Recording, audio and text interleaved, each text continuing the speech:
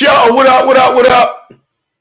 You know what it is, that time, 7 p.m. on a Tuesday.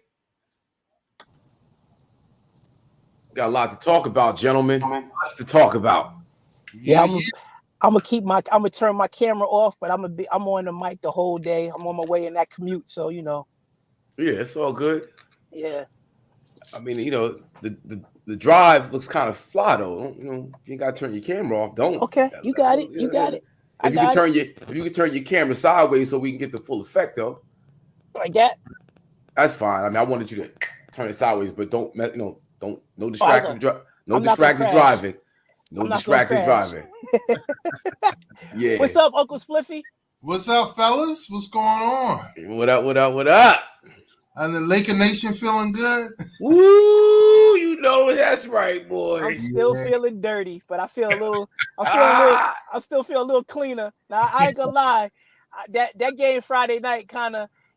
I'm like, anytime two dudes go at it at a position like they did, I'm a fan. That's all I asked for. I just asked somebody to accept the challenge of the guy at your spot in your position and go get him. That's all I asked for.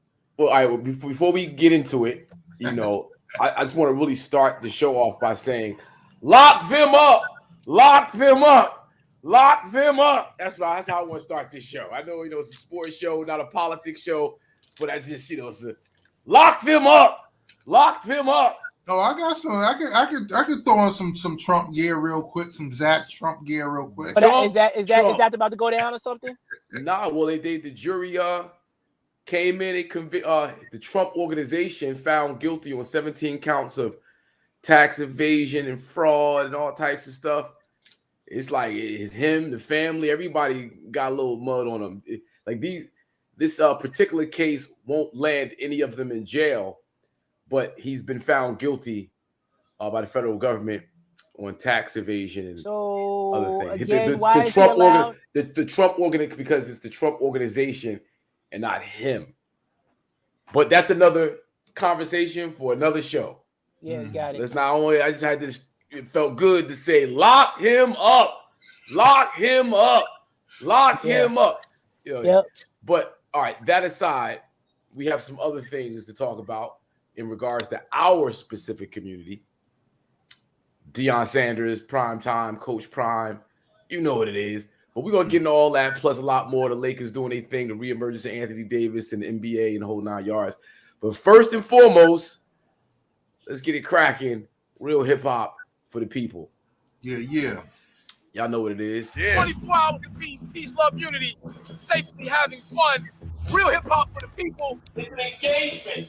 It's a demonstration. Using hip-hop culture to get you activated. Let the people hear the bass, the vibration, the love, peace, unity, and watch them add on. Culture.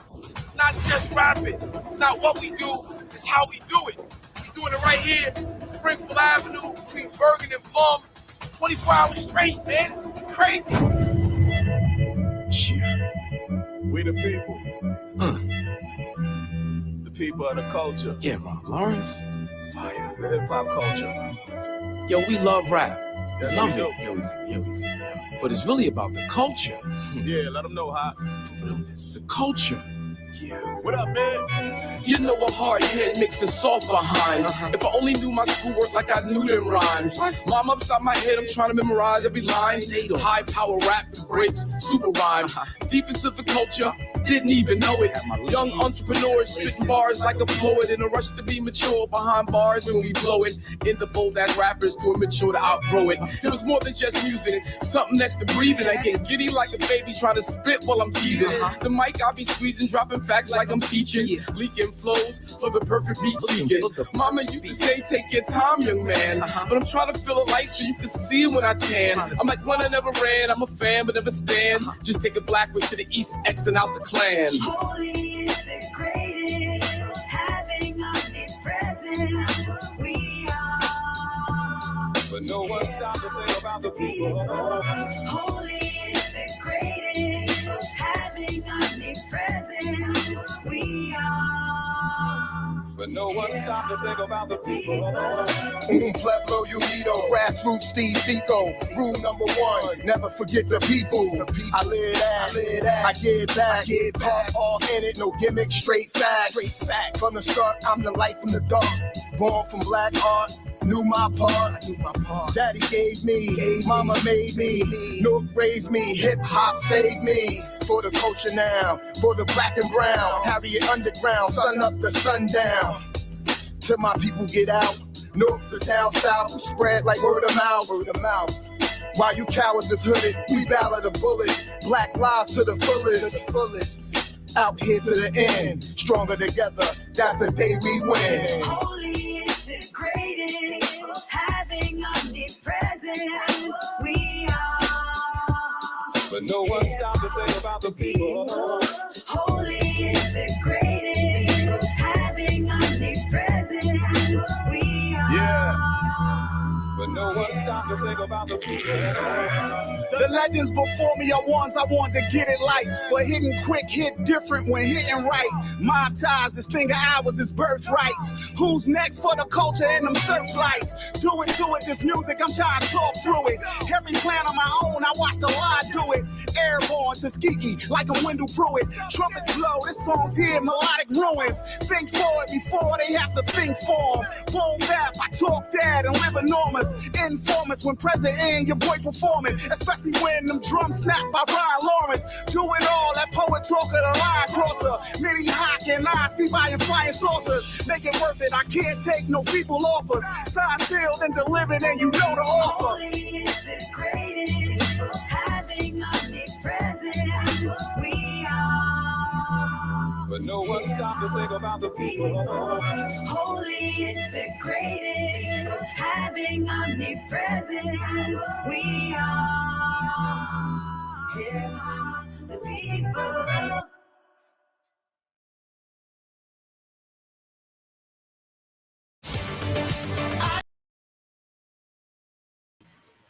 Real Hip Hop for the People by Hakeem Green, featuring G. Simone, Do It All Kelly, Westward Councilman, Do It All Kelly, and of course the Chief, Amiri Baraka Jr., produced by Ron Lawrence, the legendary Ron Lawrence. And that's what that is off the Aubrey album. You guys can go cop that from HakeemGreen.com, or you can go stream that from one of your favorite streaming platforms. Support the movement, Real Hip Hop for the People. That said, gentlemen, what's up, Coach? What's up, Coach? Yes, sir. What's going on? There's a lot going on, man, and we got to get to it, gentlemen. Deep dive. So, our people.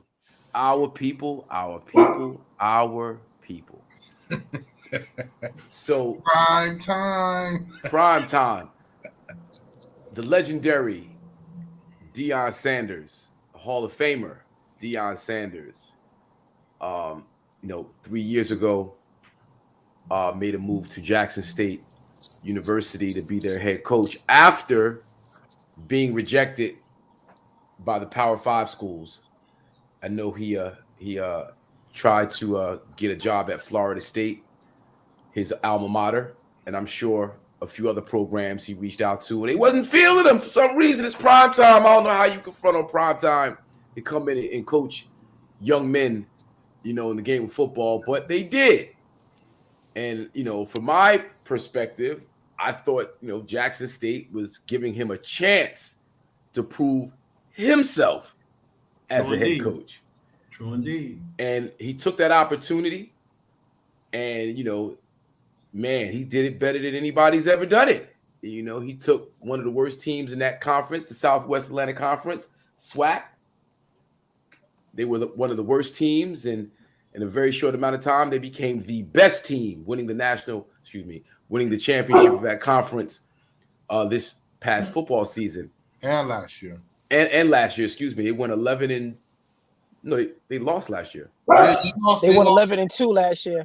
But they won the conference championship. They won the conference championship. Okay, thank you. Mm-hmm. All right. So thank you for correcting me. And this year they were undefeated. Yeah. And this year he was undefeated. So, I mean, he definitely took that opportunity, and he excelled, tremendously excelled. But we were expecting a lot more from prime time, outside of just wins on the football field. And at this point, I'm gonna hop off, and I'm gonna let Wesley Henderson pick it up from there. Oh, you want me to pick it up from there? Oh yeah, I want you to pick it up from there, man. So because he sold us a bill of goods. I kind of wanted to revisit what he said in his initial press conference at Jackson State last year. Their water's no colder. He was saying, he was using all these type of phrases to kind of express the fact that it was time for a movement. That's what he was selling, a movement, right? And I think everybody on the line can agree that we understand the business aspect, and we're not naive to know that most people take the money, and money comes into play in a lot of different scenarios. And everybody I think we can all agree that people have the right to choose. Am I wrong so far? No, you're not. You are correct, right? Sir. You are correct. So we can all respect people for their choice. But I think the people that are on the side of disappointment, and this, I'm only going to speak for myself, I won't speak for the rest of the panel. It was more, I just saw a bigger picture than just the money, because I think he was doing something that was bigger than that. And he always said it wasn't about the money. So I just believed him. So I was wrong in that regard. Because, when you look at what I look at my profession, right? So if I've met several people in my profession that are all great at what they do, and they're African American, but yet we don't have our own company together because we all work in the same, or we all work for the PWI, which is the predominantly white institutions that pay us to feed our families. So that's the part I understand. You got to do what you got to do. But with a platform like he has, and what he already accomplished, and how they reacted to the one player that decided to go HBCU, he sold to that family, I'm going to take care of your child, and I'm going to get him to the NFL from Jackson State. He told him he don't have to go to a Power 5 to get to the NFL. He's got that avenue covered. This is what he told him. So I'm not making any of this up. This is what he told a child, a young adult, a young man, right? So though the young man is going to go to Colorado with him, what about all the other young men and all the other families he sat across from and sold the same bag of goods? Yeah. Let me jump in and go back a little bit to the reason that he needed Jackson State. He started coaching his sons. That's how he got into coaching, and that's why he was coaching. He started a high school in Texas, basically a football and basketball academy. Really great teams. Hold on 1 second, E. Sorry, hold on a second. No. Let him rock. Because I can hear him in the background. Prime time, that's some bullshit. You want some bullshit? Let him rock. Matter of fact, bring him to the mic. Let him voice his opinion. I want to hear what he got to say, because he. That's funny. Yeah, but fellas, the one thing we gotta be careful of is not be quick to judge Prime as far as what he's dealing with, and yes, ultimately what. Because we all had this conversation last year, and how he needed to stay, and what he was doing overall, the overall good it would do. But we don't know the backstory of what he's possibly putting up with there, and possibly not getting accomplished what he think he can get accomplished. Yeah, I want to get back to why he had to go to Jackson State. Yep. So the high school that he started in Texas had great football team and great basketball program. Prime Academy. Was one of the best in Texas. They were not accredited. So he had all these young men there playing high-level sports and possibly could not go to college because they were not accredited. So he left they got shut down. And that's one of the reasons other colleges did not take a chance or want to take a chance on him, because of that baggage. Now, his sons were legitimate Division I prospects, high-level Power 5 prospects. Could have gone to Texas or any Power 5 school from the rip. What was appealing to Jackson State was he was going to bring them with him. So that automatically put them on a higher level, because he had basically a Power 5 type quarterback coming in there, as well as his other son, who was a really good football player. Combine that with him being a very charismatic recruiter into what you're saying, Wes. When you're recruiting in college, you are basically telling families you're going to take care of their child for 4 years. You know, you're going to be that father figure, that uncle, that big brother, whatever the case may be, however you form it.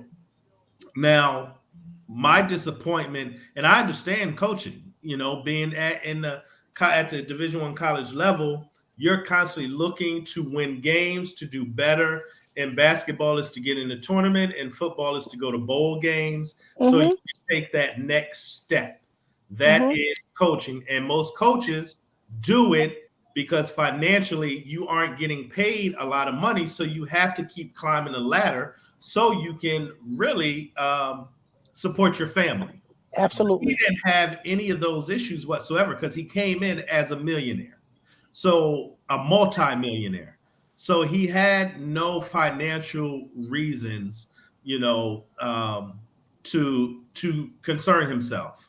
Now, of course, there's his staff that wasn't well paid, because no college staff is well paid, particularly at that level. So for them, they should always be looking to make a move to go to the next level.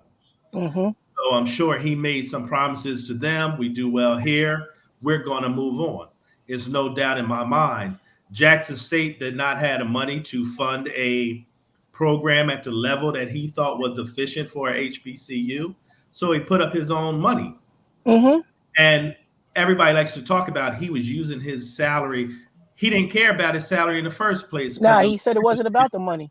Yeah, it was minuscule to his livelihood. He didn't need it. It was just really, it was excess money. It was money that he could blow. So it meant nothing to him to put half his salary into the program or give his, you know, we hear constantly coaches instead of, and I know this happened at the University of Virginia, Tony Bennett, instead of asking for a raise himself, he would say, hey, we had a great year, just give raises to my staff, give raises to my assistant coaches. So it was never about the money for Prime. It was about the money for his staff, his program. The disappointment has nothing to do with him. I'm not, I think an individual should always progress in their field. This is about the culture and what it means to HBCUs. About the ability to keep HBCUs, not one, make them relevant, and then keep them relevant. Because as we know, HBCUs are in trouble academically, financially, athletically. And he brought attention to HBCUs. Money was coming in, admissions was coming into not only Jackson State, but all over the board. This had increased HBCUs' viability. And also, they just had received a huge television contract where HBCUs now are on, I believe it was CBS. Yes. CBS, yeah. You know, so and just so I'm sorry not to cut you off, Coach, but just so the folks out there know, CBS seems to be the place that are giving out deals to Black folks. Yeah. So that it's becoming like the new breeding ground for Black production, Black content.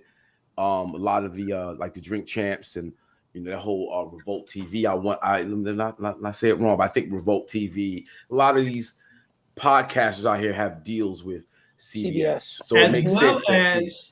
what was happening with ESPN supporting through Stephen A. Smith, pushing that. They were doing a lot around HBCUs, going to HBCUs, putting on First Take. Even this year, they went to do the college game day at a HBCU. So things were moving in a positive direction. Yep. That is where my gripe is, because I see this similar in how the Negro Leagues went under. When Jackie Robinson left the Negro Leagues, Negro Leagues were very formidable. In fact, at the time, Major League Baseball was suffering, so they need an infusion. So they took Jackie Robinson. It had nothing to do with integration or color. They needed something to. They had to strip it down. Yeah, they had to get rid of it. I want you to go further into that point, Coach. But before you do, we have a guest in the building, right? Our featured guest is Eric Nix, who's been on the show before. He may be coming on a little later. He just sent me a text. He might not be able to make it. He's kind of trying to make things happen. Okay. However, we have an artist, my brother Sam Scarfo, aka Scarlito, in the building. And so he's going to join the conversation, but I want Coach to finish his point. I want Cliff to make his point, and then we want to get into Sam Scarfo and see what his. So we saw with the Negro Leagues, Jackie Robinson left, then Larry Doby, and it just went down the line, and within, I believe it was 2 years, the Negro Leagues were done. But at the time when Jackie Robinson. When Branch Ritchie took Jackie Robinson to the majors, Negro Leagues sold out, and it was white people who were going to the games. Yeah, it was a better form of baseball. It was more exciting baseball. They stripped it down. They took Negro Leagues go away, and unfortunately, I believe the same thing is going to happen to HBCUs because the government has been stripping the HBCUs of funding for the last several years. In fact, it just came out today. Ironically, the timing is almost eerie that they went from $45 billion to HBCUs to only $2 billion for HBCUs. So that's a tremendous drop in funding. And so now, not only academically, or from a operation standpoint, are they going to lose a lot of money? But now from athletic standpoint, whatever gains they made from getting a television contracting deal, that money is, not going to help the athletic programs because it's going to have to be used for the overall operations of the schools. Yeah, so this is the death knell to HBCUs overall beyond athletics. Yep. Well, yeah, but I don't think. While I think a lot of that is true, I don't think his impact is going to be as great as we think. First of all, as far as the TV deals and the support, especially from ESPN and Stephen A. and First Take for HBCUs, that's not going anywhere. That has traction. That's going to live on. Prime obviously brings a lot of attention, particularly to that school, particularly because of how good they were. And you know what I'm saying, they displayed excellence, and he was able to recruit the whole 9 yards. But I think he'll have a little effect, specifically at Jackson State. I don't think overall HBCUs will fall out of the picture completely because of this. I think cats like Stephen A., the support from the ESPNs have to continue, and a team like Jackson State being replaced, by Deion Sanders, has to be better.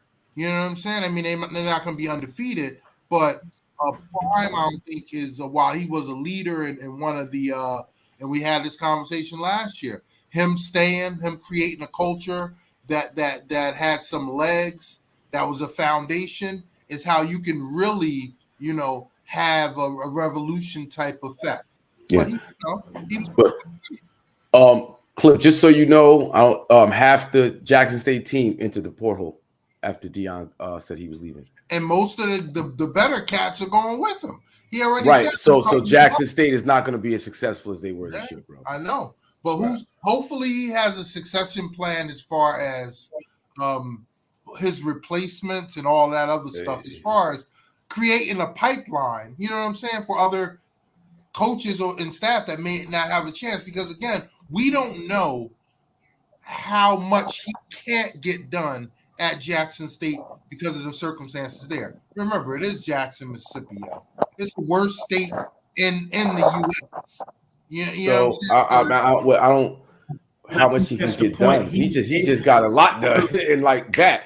But he was able to recruit the number 2 player in the country. That's his effect. I'm talking about what and that's going to suffer.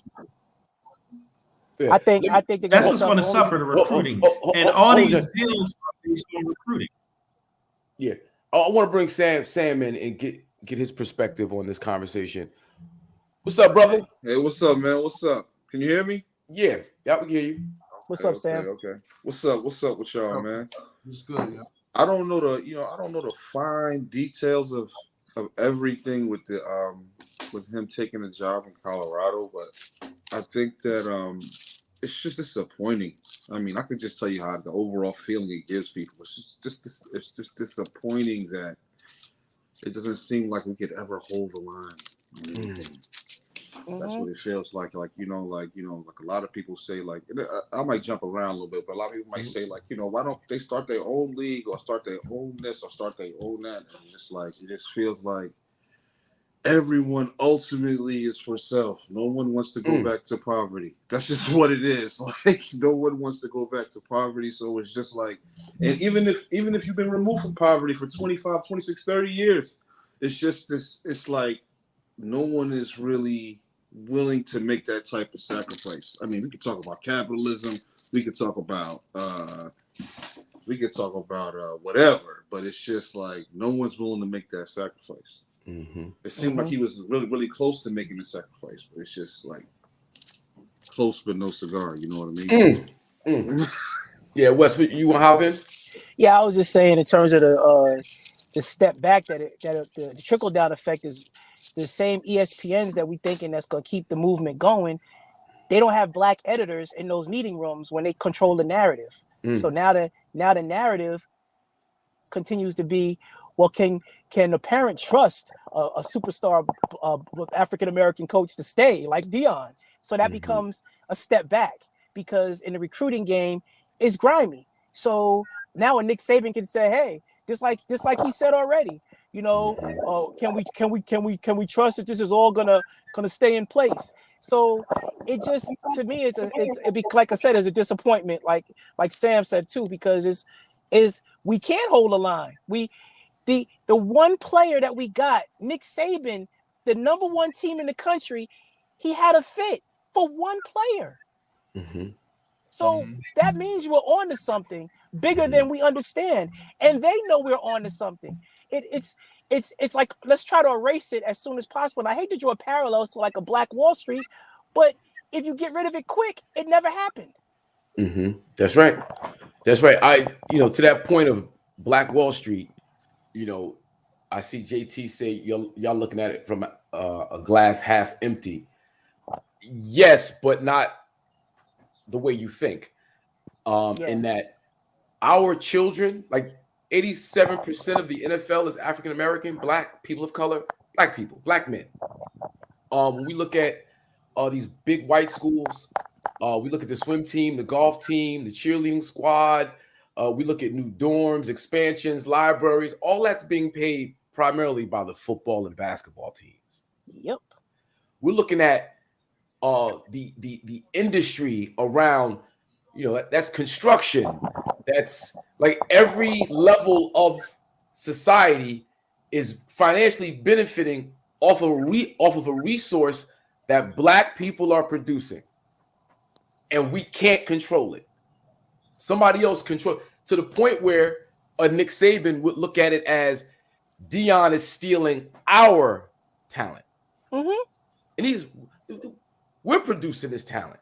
Amen. You look at the NFL. You look at the NFL and how much money the NFL makes, and there's no real substantial investment by the NFL into the black communities that are producing the commodity that they make money off of. Because we're a commodity at this point. When you think of the trillions of dollars over time that's generated by black bodies in athletics, we should be taxing them like China taxed them for Yao Ming. You had to pay China to get access.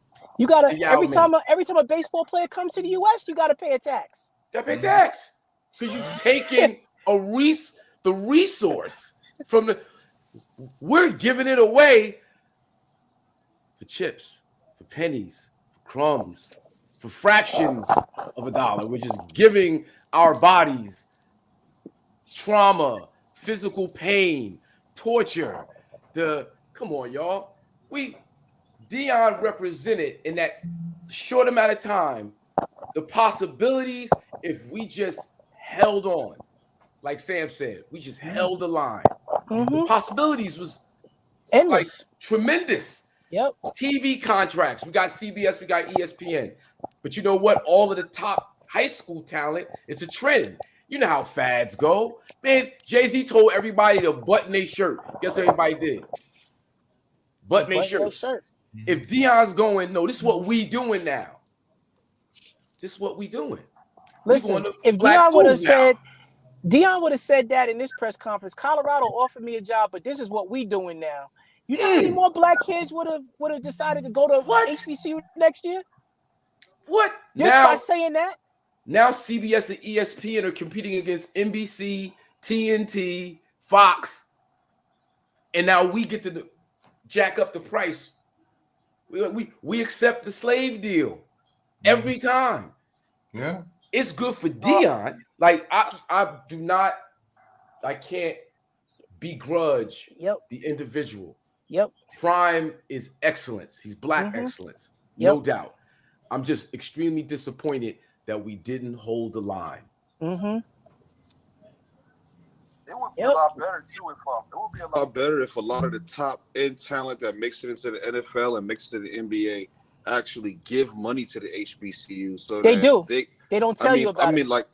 But to the point to where they're like, because they're making hundreds and hundreds and hundreds of millions. So to the point to where their medical facilities, their training facilities are all up to snuff because at some point somebody has to make a sacrifice. I mean, I heard someone say earlier that Deion put up his own money. I didn't really know all the details to that. But if it was like 20 other Deions that was actually really putting up their own, really putting some money to that cause, then maybe, because I could see like maybe a football player not wanting to go to an HBCU if their medical staff isn't up to snuff, like that's to say Ohio State. Absolutely. Or, you know what I mean? But I just think that the capital is there. It's just not being put in the right place. I agree. I agree. Yep. I mean, Steph Curry dropped $5 million on the Howard golf team, right? And it changed their perspective in terms of even competition because financially now they can compete. Yep. Just that one check. So it's just there. Dwayne Wade and Chris Paul, I know, are very active with Winston-Salem and Prairie View in terms of giving money. So they're out there, but I think we got to report more of it. Because that's a fad, that becomes a trend too. When you talk about it, because we talk about everything else on social media, they should be talking about that stuff. That's right. Yeah. They give the athlete get them to play for their school, whether it's LSU, whatever. You go there, bring them all this television money, then you make money, and then they make you feel like you owe them. Now you're a booster, so now you owe the school something. As if you don't owe them anything. You did them a favor. They didn't do you. Yeah, you built them up. I mean, when you hear the number $25 million was what Travis Hunter would have bought a Power 5 conference. Man, that's the conversation we need to be having. Right there. That's it right there in a nutshell. Because of what he could potentially do at that position for a Power 5 school, and draw the hype of getting that top flight athlete. That's what it does. Yep. Well, That's so why Saban did what he did. That's why he did it. Because if you get 4 of those, that's $100 million, fellas. Just 4. Man. That's it. Man. Yeah. There's a couple clips that I want to play and get some commentary from you guys on. The first one is the athletic director at University of Colorado, and yeah, I'll just let him go ahead run his mouth.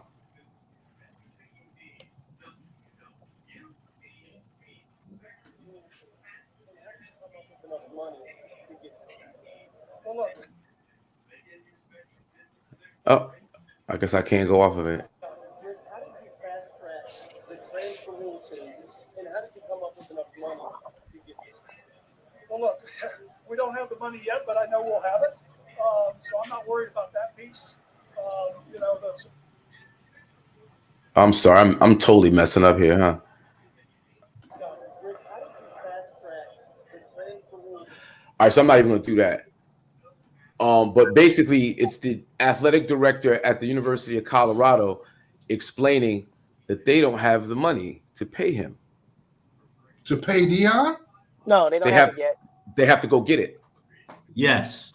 They're basically, he signed a contract in which they're going to use his name to then go get the money to pay him. From boosters and donors and all that. Right. Yes. Wow. Yeah. But that's like, where they do that at? I don't. Is that normal practice for a university to go enter into a deal with a head coach? And it seemed like a bad idea for Deion. I mean, why is he going in exactly with less than guaranteed money? I mean, they get the money because all these universities, when you see guys getting raises and everything, they go to the boosters and the boosters pony up the money. But normally you're in a situation where you're already at the school and they're looking to either keep you or increase your salary. Never before have I heard somebody, having a press conference before they know the money is there. Mm-hmm. None of us would even do that. Right. You don't go yourself. You don't have. Yeah, coach, you're going in and out. Yeah, you're going in and out. What I was saying was, can you hear me now? Yeah, your voice is cutting on and off, so we're catching bits and pieces of what you're saying. I can hear you, but you got as you talk. I don't think anyone would go to a job like that. Mm-hmm. I've never heard of this happening where they don't have the money. Yeah. And then for him to, in full transparency, admitted it, I'm sure it's University of Colorado, they're going to get the money. But it's all, you're using my name and my likeness to go get money. Like, it's a little weird, I gotta seal a deal. You gotta get me first before you can go get the money. I got you. That's what they telling me. Yeah. Which is why they probably haven't disclosed how much he's getting paid. Or his they have. Yeah, it's $5 million. It's $5 million. $5 million a year over what? 5 years or 4 years? Over 5 years with incentives. So 5 per over 5 years with incentives. Yep. And how? What year are his sons in? Are they in their what? They'll be in their third and fourth year. Yeah, third and fourth year thing. That does not seem like a juicy deal at all. I'm wondering why his motive. Why was he so quick to jump, to bounce? Yeah, and then when you look at Auburn, where somebody has me on a speaker. That's weird. Hello. All right, better. Yeah. So when you look at what happened at Auburn with Freeze, and him having a checker pass and been all types of scandals or what have you, him getting a job that basically Deion got passed over for. I think Deion's name was in the mix, so he was shopping himself. Word on the street is, and a much better team, a much better conference. Deion ends up going to basically, a pretty shit poor situation in terms of the team competing. He's got a Herculean effort. He's got to change, again, what the black man has to do. We're going to give you the worst. And then once you make it the best, we get rid of you, or we put you on a short leash. Like, how long is his leash? What's his timetable in terms of success? And how is his success measured? Only he and the administration knows that. He doesn't have to tell us that publicly, but it's just, I'm curious. Like, you're at Jackson State. You took that program, made it the best program in their conference. Why not build on that? Why not, become it just adds to the value of not just Jackson State, but all HBCUs, because, we follow the leader. Oh, that's what they doing over here. Oh, we're going to go over here. We're going to make it hot over here. And then that has a ripple effect with high school students going, you know what? With social media and what you can do, man, come on, man. You don't need these big schools to get the look you need in high school. And then the other narrative that was being painted was we need more black head coaches. Colorado's head coach that they just fired was black. So he replaced a black head coach. It's not like he went and replaced a white coach. And this whole myth of him needing to go to a Power 5 school to make the jump to the NFL, that's so few and far between of coaches making the jump from college football to the NFL. It's only legends, literally legends, who have been able to do that, and none of them have been successful except Pete Carroll.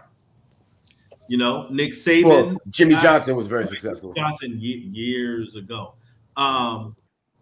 Pete Carroll right now, Nick Saban, Urban Meyer, most recent, they made the jump. Urban Meyer didn't fare well. Nick Saban didn't fare well. Pete Carroll has fared well. Jimmy Johnson, when he made the jump, fared well. Barry Switzer actually took over for Jimmy Johnson. Did well, but he don't count. But he didn't do well when he had to really do something with his own. Right. So that's never been the move to get to the NFL. For especially former players. Former players don't have to do that to make the jump. Right. Ask Jeff Saturday. Yeah, but he was saying that he was not even trying to go to the NFL. He also said he wasn't leaving Jackson State. That's true. That's true. Well, I don't believe anything he says, because we know what he said to these recruits. We know what he said in the media. And this isn't, and I don't want this to be taken as I'm against Deion going and doing what Deion feels is best for himself or best for his sons. I'm talking from the standpoint of what this will do to HBCUs and what it has done already to Jackson State, because he gutted that team. He literally gutted that team when he left. And even to say that to the team when he was addressing them, I'm taking some with me. Everybody. I mean, he actually told them that. That's right. Come on, man. You really love yourself that much that you can't even humble yourself a little bit. Right. And it's bad enough you're doing this. He told the team to go, check out the portal, see what's out there.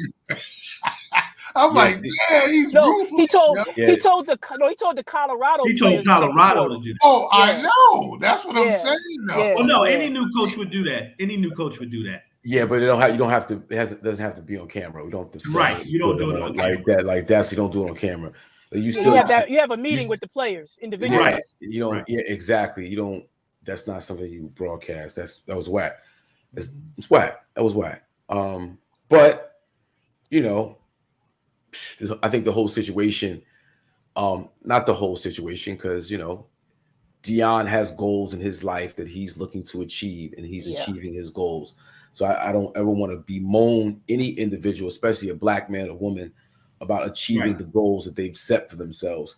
Right. It's just disappointing Yep. that we thought that there were collective goals that still had to be met, and they weren't. As you know, they weren't. And So, like Coach said, the father part is real. You know, And I think that's what it's about, really. He wants to give his son the best opportunity to get drafted into the NFL as a quarterback. Yeah. And he could have done that, and they could have done that without him basically piggybacking off of it. We've seen Dwayne Wade's son right now is playing for Utah's G League team. Okay, that would never happen. We see it with Shaq's son. When you're a former professional player, your kids have that advantage anyway. Yeah, you're gonna get a look. Yeah. So even using that is almost like, nah, really, you didn't need to do that either. I mean, you sound like LeVar Ball.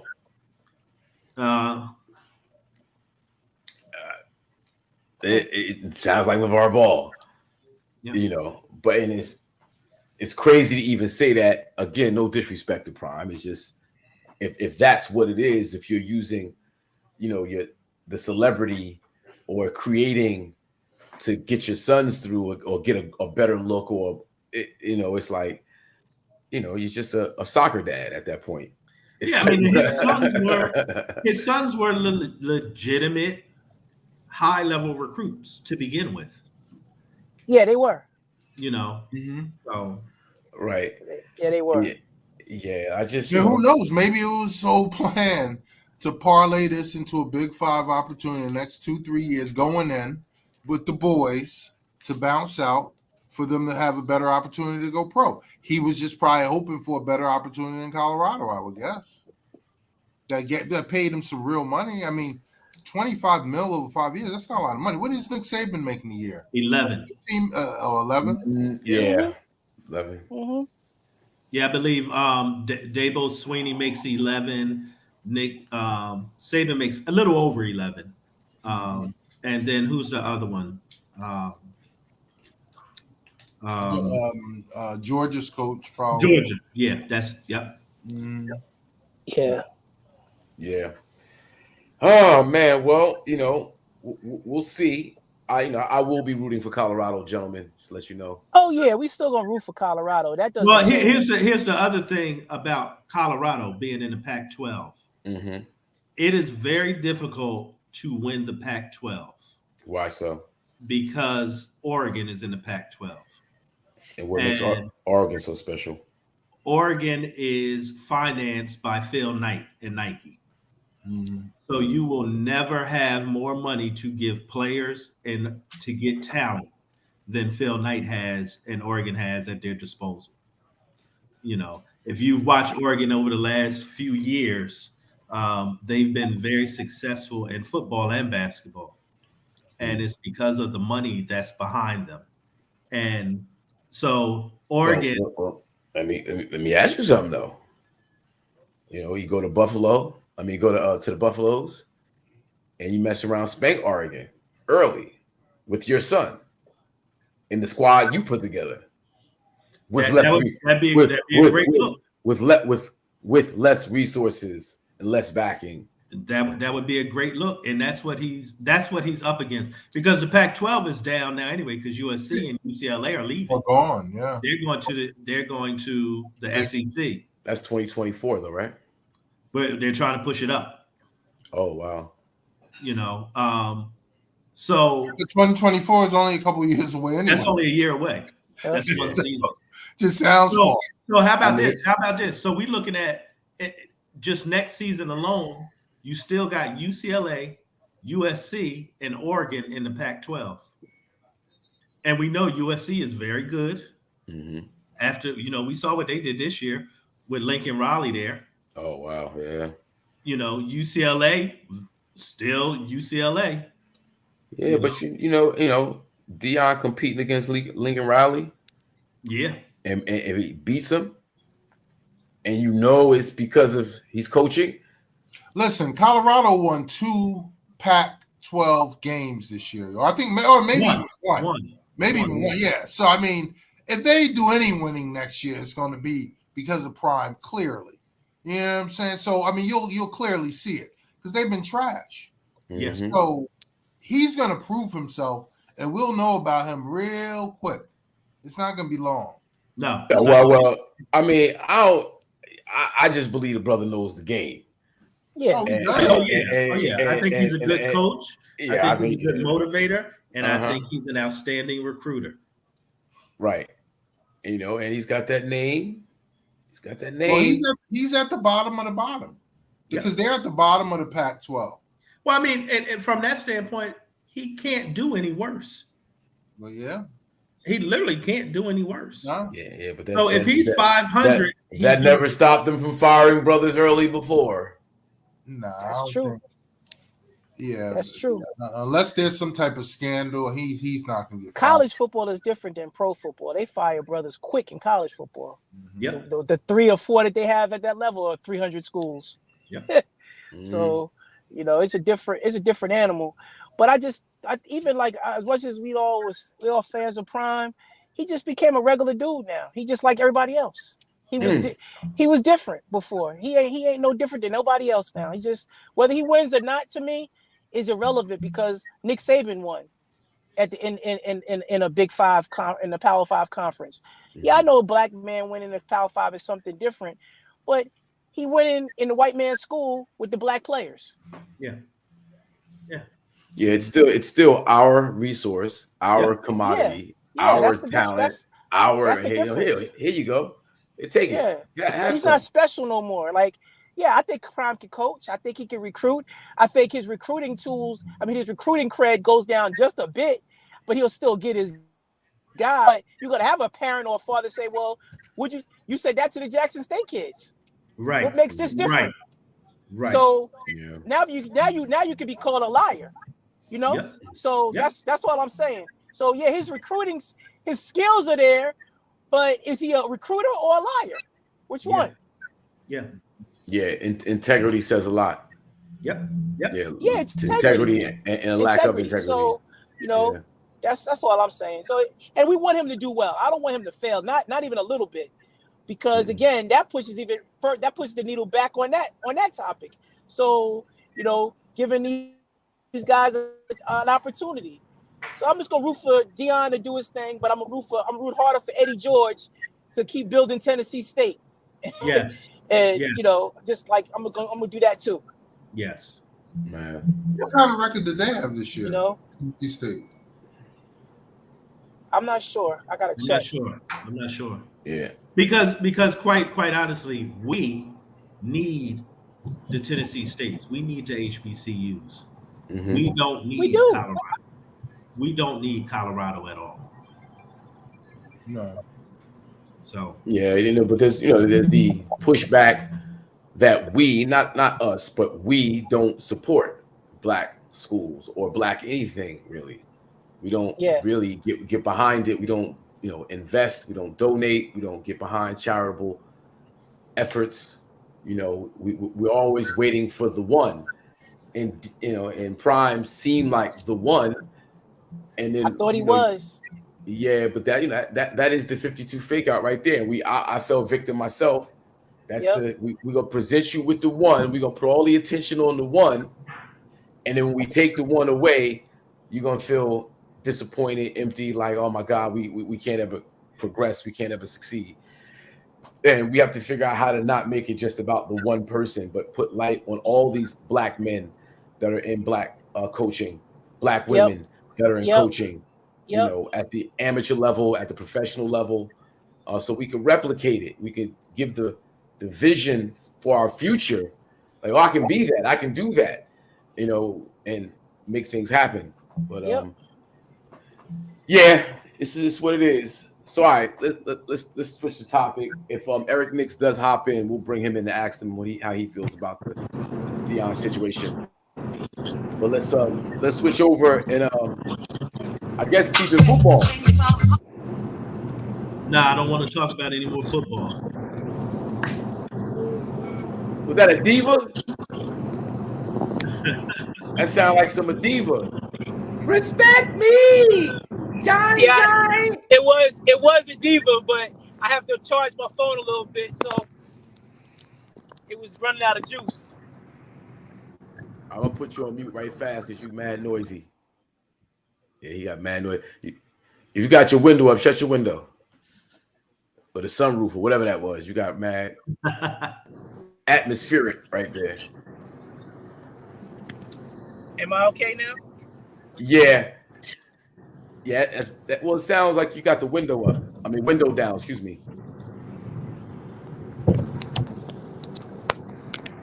How's that? Better? Much better. Much better. Much All better. right, yeah, got it. Right. How about them Cowboys? Doing their thing. Defense showing their, real colors. I mean, Dak showing the number one offense in football since he's been back. I like what I'm saying. They played a team coached by a TV analyst. Let's keep it in perspective, people. The same team that Philadelphia only beat by 1 point. Yeah. With that same analyst. So I'm just hey, I'm not anything Indianapolis does. I'm not impressed with. I mean, they being coached by TV analysts. A 3-5 high school football coach.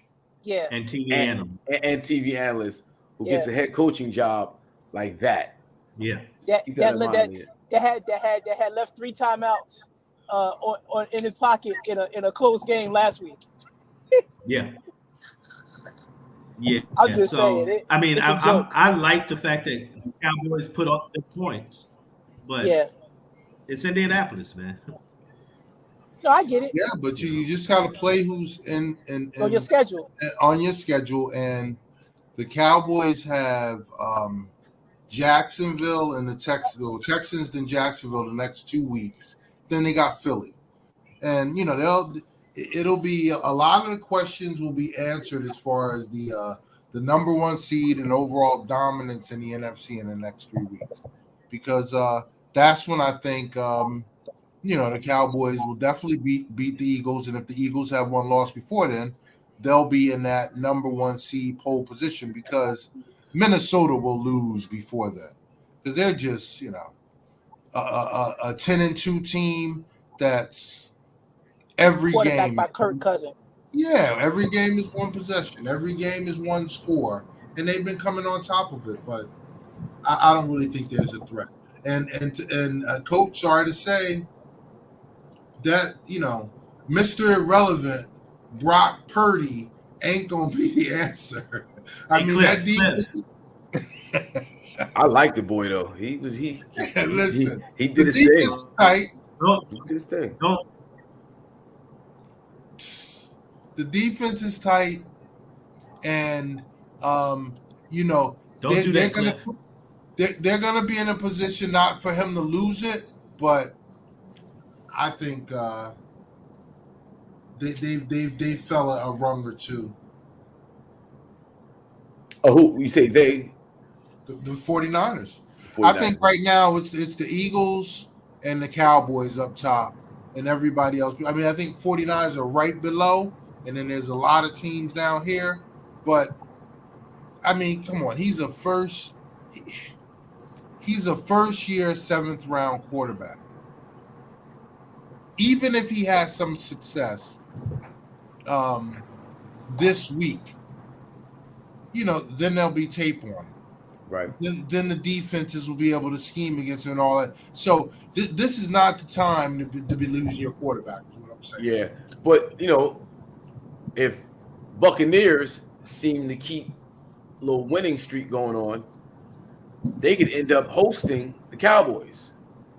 And Cowboys against the Buccaneers the last few years. No, we can beat them anywhere. It was a different team than at the beginning of the year, bro. The Cowboys are, and the Buccaneers. We will completely stomp them right now. I mean, it's just get to the playoffs. You're on the road. Things get different. Things get different. Things can happen. Anything that happen. It's just Tom Brady. And you being quarterbacked by Tom Brady. That's the thing that can happen. Mike Evans is still there. Julio Jones is still there. it's still opportunities to have some mishaps. Right. They got the Cowboys right now, the favorite to win, percentage wise, but man, it's a lot can happen over the next. It's matchup problems for that game. That's what gives me confidence in that game in particular. No one wants to drop back and pass on us. That's the one. That's their Achilles heel. Brown just got hurt. He's out.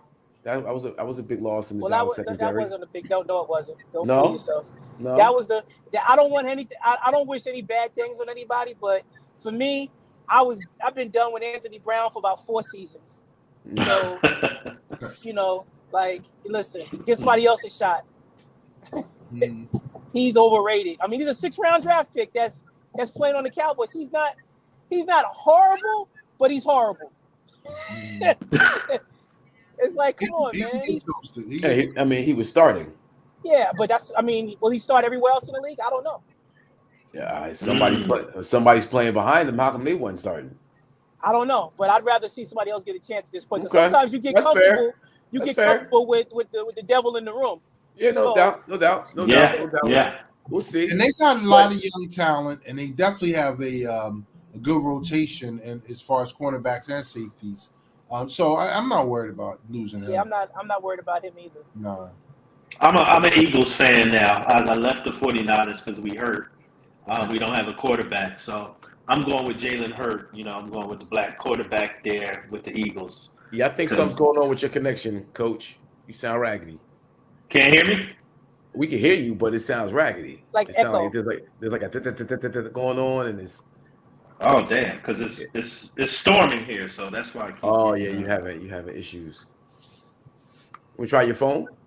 I'm on. That's what I'm on now. Oh, you're on your phone. Yeah.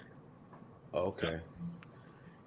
Yeah, but to your Eagles, for some reason, I don't think the Eagles won it from the Cowboys right now. They don't. Not right now. They don't. And you'll see that on that Christmas Eve game. Now, when it comes to the playoffs, who knows what's going to happen? The amount of momentum, the health, all that. But I don't really think too many people want to. They kind of rolling on all cylinders right now. Dak is getting his feel for everything. He's Tony pushing Pollard, bro. He's moving the ball.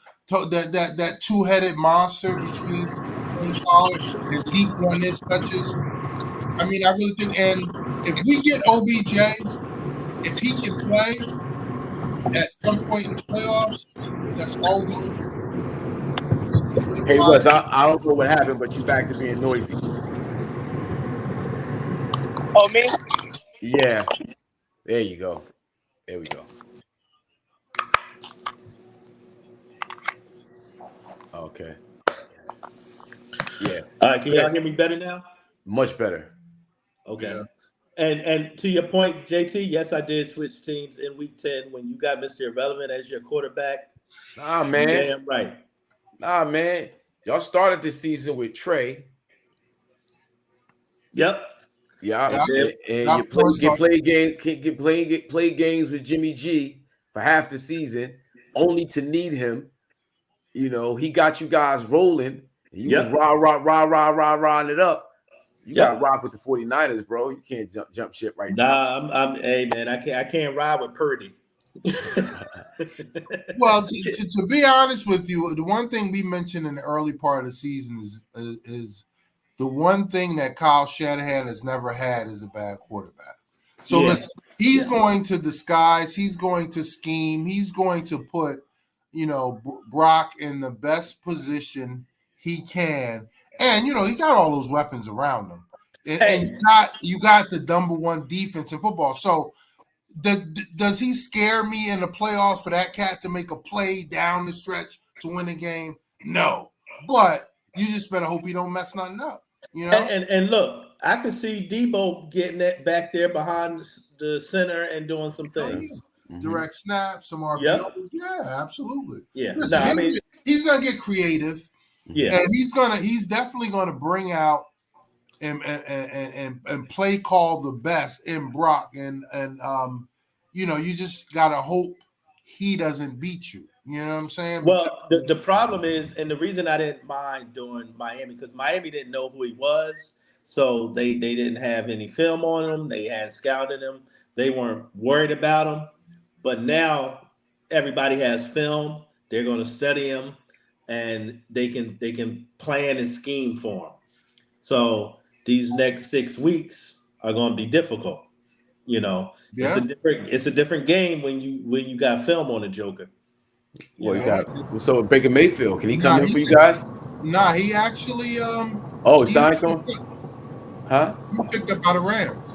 Yeah, the 49ers were too far down on the waiver wire. They were like they were 24. Yeah. Okay. Yeah. Yep. So the Rams picked him up and said he actually may play this weekend. I guess Stafford is out for the year. Mm-hmm. Wow. It just ain't gonna be Purdy. What's your feelings on the boy, Wes? Purdy. Purdy? I mean, I think with Shanahan's offense, you don't have to be great. You just can't make mistakes. So I don't think the 49ers fall off as much as people think they're gonna fall off. Right. I'm with you. Yeah. Yep. I don't think so. Yeah, but they're just not that top tier anymore. That's all. Yeah. That's all I'm saying. And well, you don't know because you weren't asking Jimmy G to do a lot, so you're not asking Purdy to do a lot. Listen, they're gonna run and the ball. if he can execute, it's the same team. Yeah, but no, listen, we give Jimmy G so few credit, little credit. Jimmy G, first of all, wins more than 70% of his games. Yeah, he's solid. He's a play away from a Super Bowl win. Yep. You know, we can't. So we can't put Purdy in the same sentence as Jimmy G. Just because we have so little respect for Jimmy G. No, it's not even lack of respect for Jimmy G. It's like as far as I know, it's a system there, right? So if you get a quarterback who can run the system, you could be successful. Yeah, but even with that, Hawk, quarterbacks need time to learn the system, plan the system. Because let's just say, for example, this was a starting quarterback, Brock Purdy. So, and this is game 1 of the season, and he's legitimately a first-time starter. It's going to take him a few games to get his feet from under him. Right. You know what I'm saying? So what was his stats yesterday? I mean, Sunday. That's a good question. I would have to pull him up. I mean, he didn't do a bad job. Did he throw an interception? I don't think so. I don't think so. He threw a touchdown pass, didn't he? Yeah. I think so. Was he accurate? He did a good job. Did he seem comfortable? They said he did. But that goes back to they hadn't schemed for him. They hadn't planned for him. So they had no idea what he could do. Yeah, but if you're in a defense that's constructed to stop an offense, and are you doing? I don't. Hold on one second, guys. What up, bro? Yo. Yeah, we here. What's up? Where you at? Yo, I'm on a fucking line. I'm at a loud ass restaurant, bro. I don't know if I can do it. No, it's all good. We'll catch you next time. Okay, cool. All right, bro. I get it, Hot, but we still have to know, because it could have just been him all adrenaline, hype, playing a game of his life. Now, we gonna see. We gonna see. I can do. Yeah, we gonna see. But just in terms of what I saw, and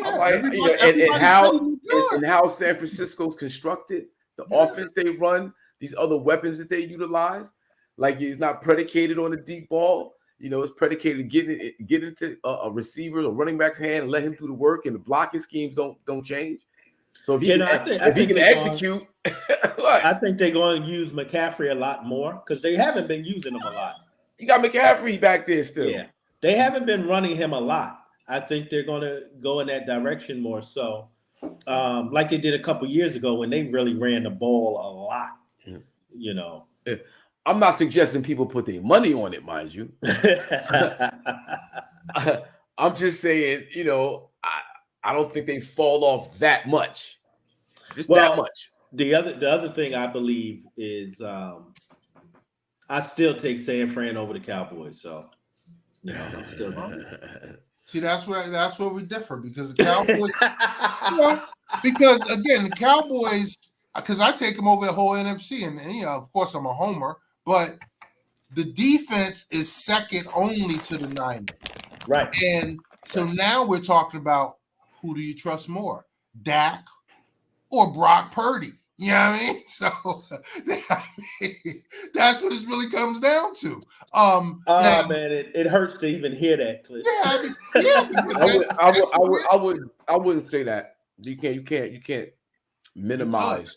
You got turnovers and not just interceptions, right? Dallas is, yes, over the last few weeks they've been not even. They're giving up too much on the ground. Can't stop the run. And that's where we could get them.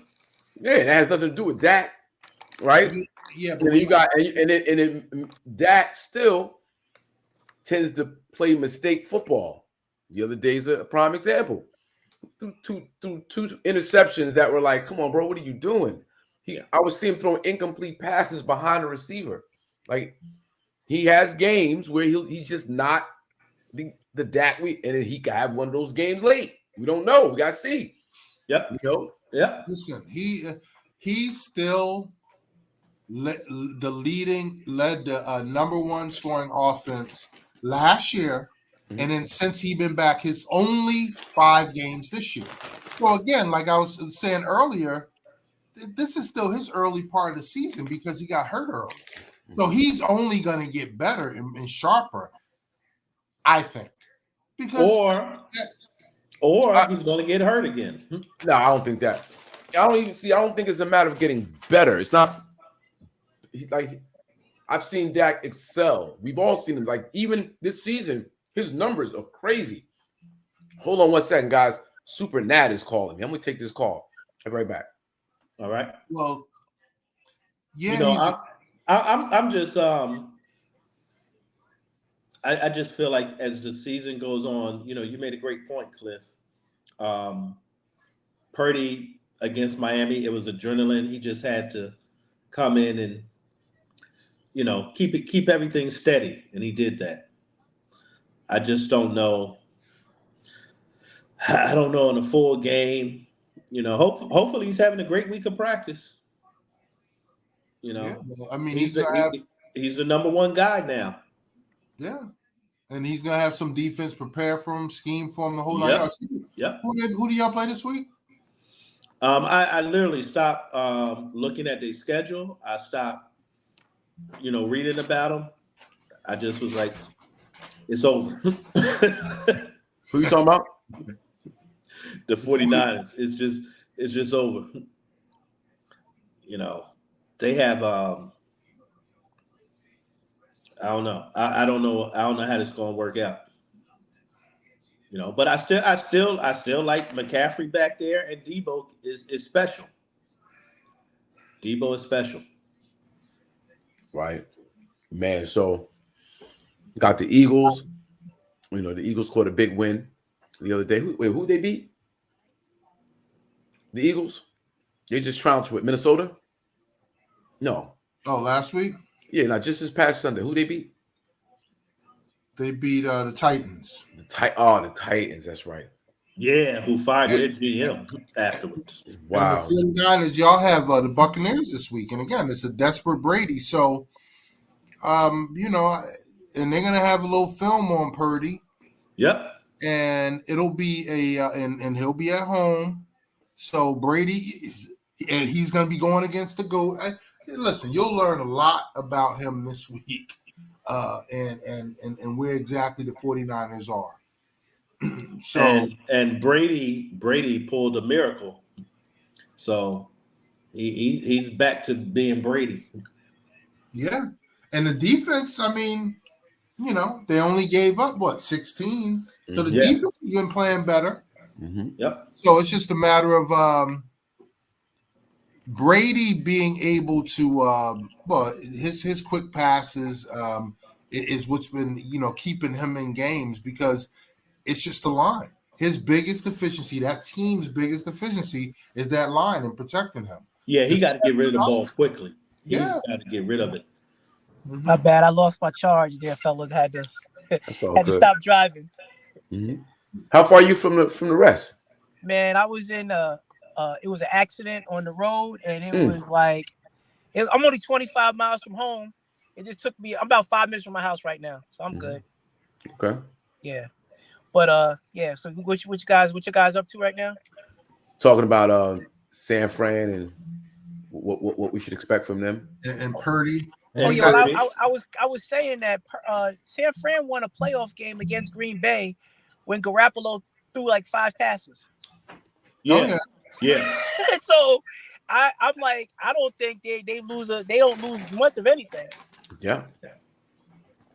And I think McCaffrey is better than any back that they had at that time. Absolutely. You know. Absolutely. So, yeah, they're gonna be a problem.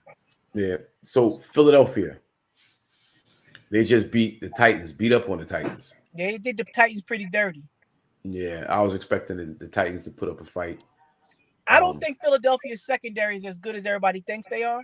Mm-hmm. I think their front four is ridiculous. I think their offensive line is really good, but I think they could be had at the linebacker spot and they could be had at the corners. Mm-hmm. Well, they'll have a desperate Giants team this week. Yeah. At MetLife. Yeah, I think it's a wrap for Giants and the Commanders. No, but that's just it, huh? The whole NFC East right now leads basically the playoff race. So it's not a whole division. And both of them, that tie actually helps both of those teams. I mean, they're still in the conversation, but in terms of their play, like I watch the Giants. Like the Giants have been faltering, and then I expected them to because they're injury riddled. Tie. Yeah, Giants have a lot of injuries. I don't know. But who's behind them? Who's left on the schedule?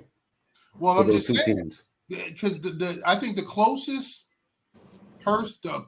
team to the Giants and the Commanders, who have the last 2 wild cards. Because right now it's the Cowboys, the Giants, Commanders, and that's the playoffs. Seahawks. No, Seahawks are. No, I'm bugging. They already no. Yeah, the Commanders and the Giants are all in. They are? Yeah, the Seahawks lost to the Rams, and that knocked them out. Yep. And that tie kept them. They have the same amount of wins. So, yeah, they both of them still got to win a couple games just to get in. Because, again, the Seahawks is the team that's chasing them. But they still got to win. Yep. But either way, the NFC East looks like it's going to get 3 teams in. It'll get 3 teams in. That's what looks like. 3 teams are getting from the NFC East. If not 4. If not 4. Yeah. Wow. Yep. So we'll see if the Eagles can go into the MetLife and beat the Giants, go in Giant stadiums and beat them because the Giants definitely be playing for their lives. Yep. And let's go over to the AFC. What about Cincinnati right now? Oh Lord, they're balling. They look like the best of the AFC right now. I think Kansas City will ultimately get that number 1 seed, but Cincinnati balling. Yeah. Yep. Yeah, they are. Yep. They are. They play good on both sides of the ball. They got a backup running back doing his thing. And them three wide receivers are no joke. Yeah, getting Chase back, man, that helped tremendously. Yeah, and they won their 4th in a row. I mean, they rolling right now. Mm-hmm. And don't get it twisted. Right now, they tied Baltimore for the division lead at 8-4, I believe. But Lamar's hurt. Yep, Lamar's hurt. He's going to be week to week, and so he's at least probably missing this week. Yeah, they play Pittsburgh this week. He's not playing. Yeah, and I think Pittsburgh's even favored in the game, which is crazy. But it looks like Tomlin is inching towards 500 again. He sure is. Yeah. Yep. He does what he does. Yeah. Oh, I had a question. All right, what was my question? Oh, Miami Dolphins. How are we feeling about them after they just caught this L, this Ellington? And that's a bad loss. That's a bad look because they got with a third string quarterback beating you like that. That's yeah, a bad no, look. that was really bad for them. Mm-hmm. Yeah, and Tua look kind It's a of bad look. He looked shaky. Yeah. He looked shaky. But He look like I a mean, halfway crook. you would look Yeah. shaky too if you got Nick Bosa coming after you all the time. Oh hell yeah, for sure. Yeah. I But think Tua had the case of the STDs, right? That's why he get paid the big bucks. You know, that's why he get paid the big bucks. No excuses. No excuses. But with the MVP race, I guess that nixes him from that.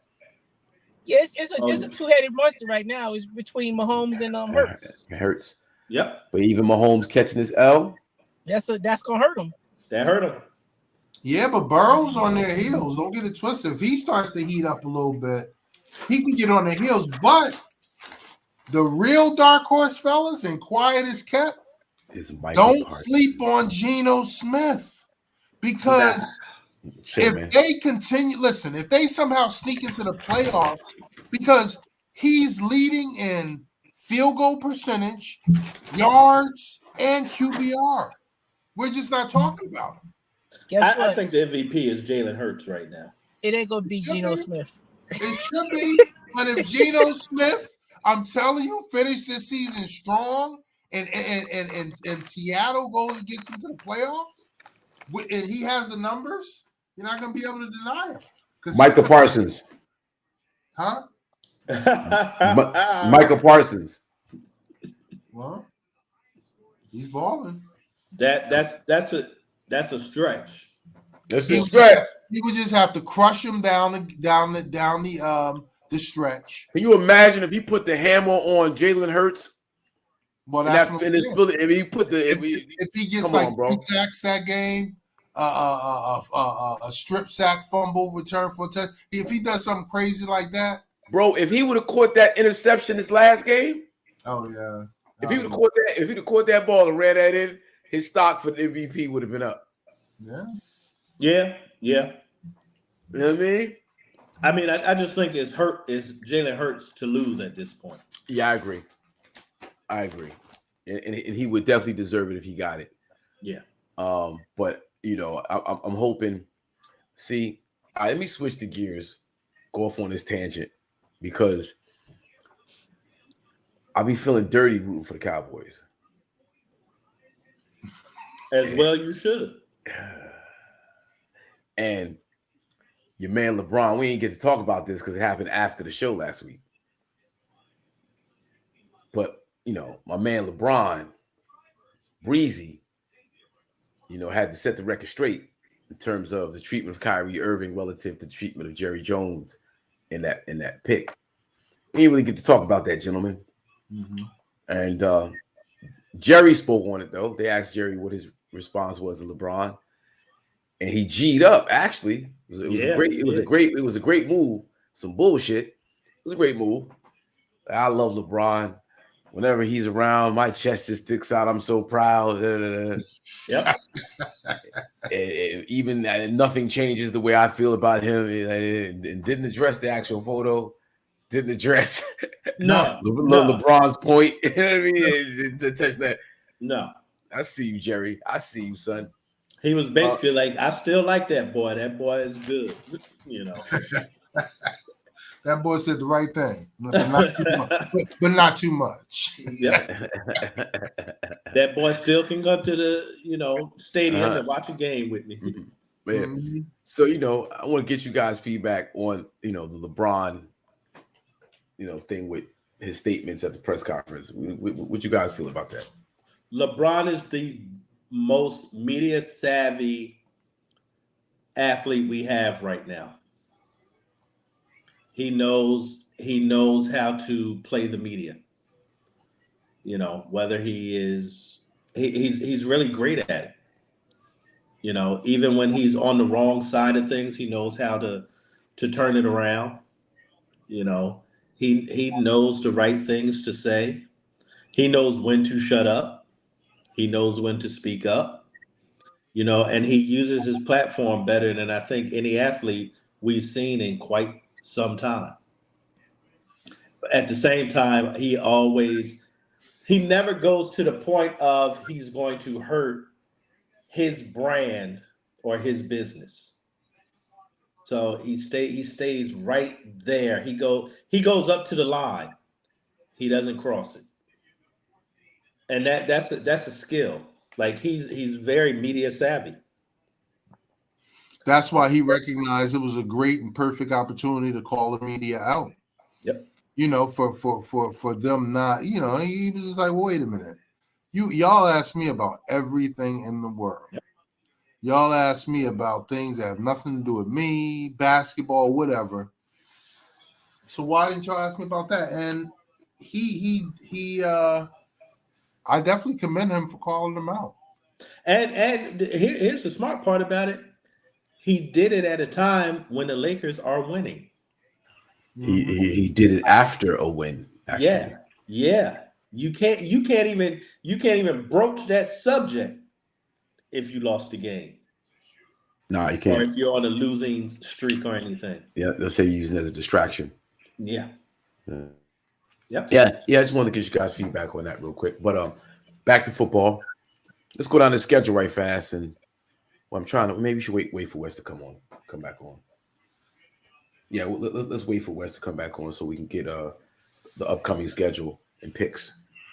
And maybe we can talk about something else till he hops back in. Who else is there to talk about? Green Bay is irrelevant right now. They won. Man, they beat Chicago. All of those teams with 7 losses, 8 losses right now still think they got a shot. Yeah. So if Green Bay, if they went out, they think they got a shot because all of them are chasing the 7-win Commanders and Giants. So even though they're feeling like 10 wins get that last wild card. Yeah. I actually want Green Bay to start losing so we can see the backup. Love. Yeah. Mm-hmm. We need to see Brother Love out there, see what he can do. Yeah. Mm-hmm. And the Lions are actually a half game up on them. Yeah. They're 5-7 and the Packers are 5-8. So it's kind of up in the air right now. And what's up with Buffalo? We can talk about them. Both of them are tied.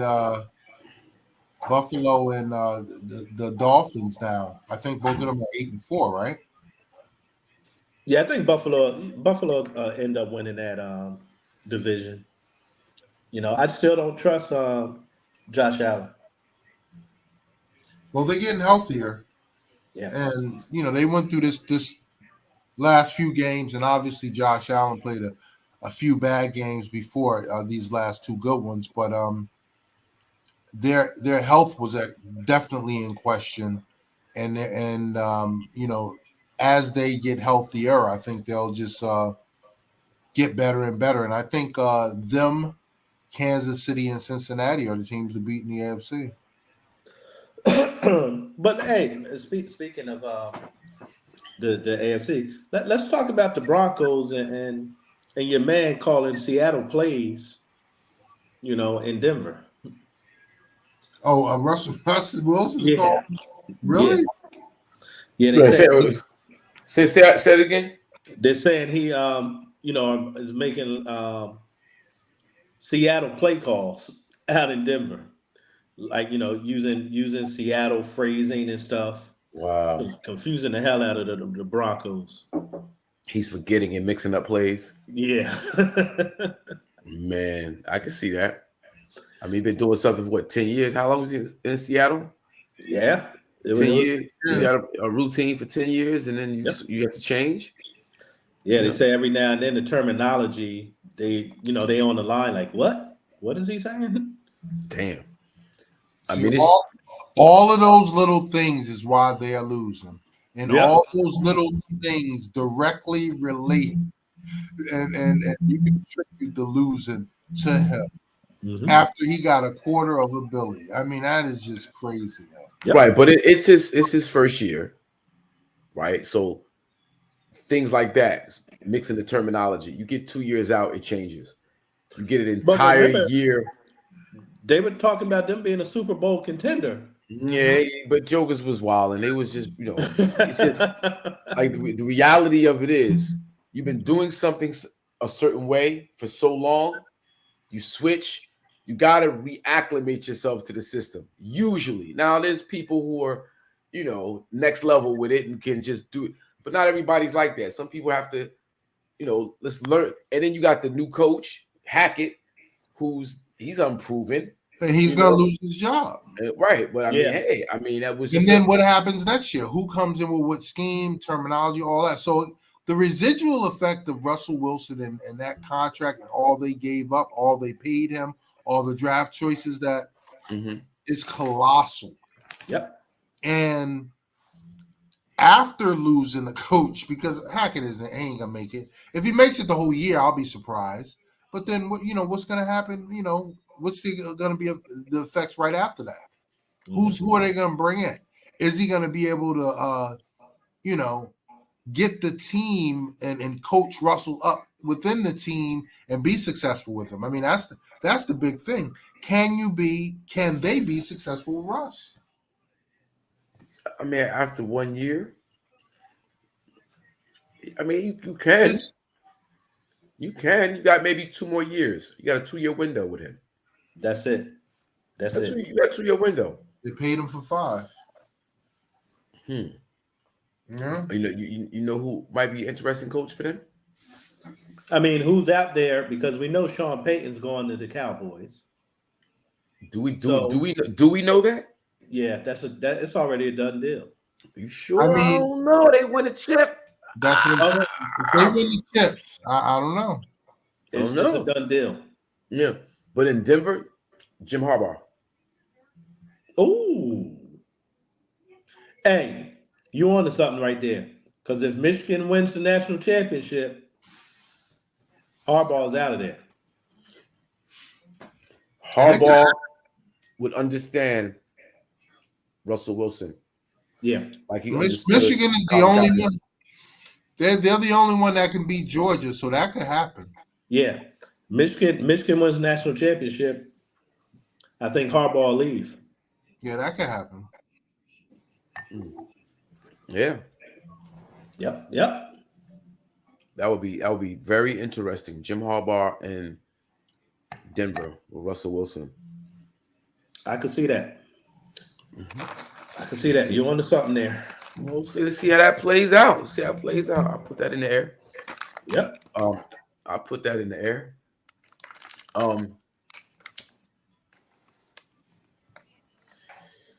So I know Cliff is Cowboys. You jump ship. You're no longer 49ers. You rocking with the Eagles, and you got who out of the AFC, gentlemen? Who y'all got? Who's your favorite out the AFC? I still got Kansas City. Kansas City. Me too. I think y'all got Kansas the City. Bengals are coming, but I think and I mean I think they'll be right there, but I got Kansas City. Yeah, I got Kansas City myself. I got Kansas City. I mean, I think Cowboys, if they can keep what they have going right now, they're the best team in the league, hands down. Yeah. That's my personal. If they can keep it going, I'm just a little skeptical with, in the playoffs, things get new. We'll see. But if they can keep this going, can't nobody stop them. They need home field advantage. Yeah, I think that'll help because you get the one less game, and then because like Hawk says, and I agree, it's playoffs, new season, anything can happen, and the Cowboys, they still haven't figured out that they can they've cured their their penalty issue. Yeah, and then they always seem like they get the most inopportune time to have turnovers also. So until that penalty thing is completely done, they've been dominant enough where it hasn't mattered and it hasn't hurt them in the last few games. But yeah, I said in our text exchanges that we have during the week that I think their weakest link is coaching in key moments. But outside of that, I think they're good. They're good to go. And I feel so dirty saying that because Jerry wilding. I will let's talk about this week's upcoming schedule real quick before we bounce to the NBA. Raiders Rams. Raiders. Gotta go Rams. At Rams. Yeah, I'm gonna pick the Raiders. I'm Raiders, yeah. Oh. Vikings Lions. Where is it? In Detroit. I'm going Lions. Lions. Ravens Steelers. Steelers. Ravens. I'm gonna go Ravens too. No Lamar, right? No Lamar. No Lamar. But I like Huntley. I like Huntley. Yeah. He got a week, with the first team. Got a whole week. I think he'll figure it out. Browns, Bengals. I'm going Browns. This is going to be the statement game for Watson. I'm going Browns. He ain't ready yet. He's still rusty. We'll see. He gonna run all over them jokers. Jets, Bills. At Bills. Bills. Mike White. Y'all not feeling Mike White, yo? Nah, I got the Bills. Texas at Cowboys. We know what that's about. Cowboys easily. Easy. Eagles, Giants. At Giants. Giants are hungry. They're starving. They're desperate. That's a good one. If Eagles win, it'll be a close one. I got the Giants covering at 7, though. Well, I'm going to go against the grain here because just the way football is going. I'm calling for a tie. Right, I'm gonna take the Eagles. Jaguars, Titans. Titans. Yeah, Titans. Chiefs, Broncos. Chiefs. Panthers, Seahawks. Buccaneers, 49ers. Got quiet on jokers. I got the Bucks. That's my top dog. One of my top dogs. I got to go 49ers, but you ain't got to go 49ers. I got it. So that sounds like Buccaneers then. I'm gonna go 49ers. Dolphins, Chargers. I'm gonna go Dolphins. Where is it? At Chargers. Oh, at Chargers. I'm going Chargers. I'm going Chargers. I'm going Chargers too. And this is gonna be dope because you got Tua, you got Justin Herbert, Herbert, or however you say his name. All that light's been on Tua all year, but people always said that Justin Herbert was the better. It's gonna be an interesting one this weekend, gentlemen. Yeah, I'm going Chargers. Patriots, Cardinals, Monday night game. Is Kyler Murray playing? I don't know. And why does Cliff still have his job? That's what I want to know. Protection. Kyler Murray updates. Kyler Murray. Day with injury caught. He's day to day. If he plays, I got the Cardinals. Nah, I think Belichick needs this one. He's gonna try to. He needs these wins to try to stay around that wild card. Okay, I'm gonna go with the Pats. Okay. All right, so yeah. AD put 55 on. Oh, wait a minute, hold on, I'm sorry. Cliff. What's the over under? What's the line? You want to get a rundown? You got the board? Oh, I showed it just now. These are the top. Oh, I missed it. Oh, yeah, I was looking at the other screen. Got you. Yep.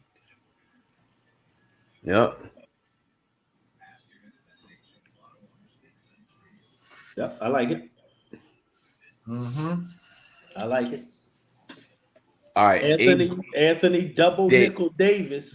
Oh, he went from street clothes to double nickel Davis, huh? Just like that. Yep. He threw his hat in the MVP rank this week, basically. Yeah, he sure did. Yeah, he did. Sure did. Yeah, he did. I mean, can he stay healthy? That's always been his biggest question because he's playing. He's playing like he can play. If he stay healthy like this and play like this, not only are they formidable and they win, and they can probably make some noise in the West, he can legitimately be and continue to stay in the MVP talk. Yeah. They're what, 8-2 in their last 10 games? Yeah. And with that being said, they're still 13th in the West. Yeah, it's all good. It's still early. They ain't even Christmas yet. That's crazy. Money over the last 10 games, he's 35 points, 15 rebounds. Come on, Jokers. That's what he's supposed to do. That's what he get paid the big bucks for. Mm-hmm. He's 35 and 15 over the last 10 games. And LeBron is 26 and 8. Yeah. That's like the perfect stats for them because I think Russ is around 15 or 16. Coming off the bench. Yeah. Lonnie Walker's doing his thing. I mean, they got it going around. They got it going right now. Yeah. They coming around, man. Yeah. And I'm just excited. When the season first started and they had that run of losses. How many straight? 7. 0-7 they were. It was 0-7 and they won one and then went on another streak of like what? What are they now? They 8 and 10? they started 2-10. They're 10 and 12 right now? Yeah. Yep. They're 10 and 12. Yep. And 13th slot. And I mean, they could legitimately run through the East right now. Yeah. Just beat Milwaukee. Beat the Wizards. Yeah. Who's next up on the schedule?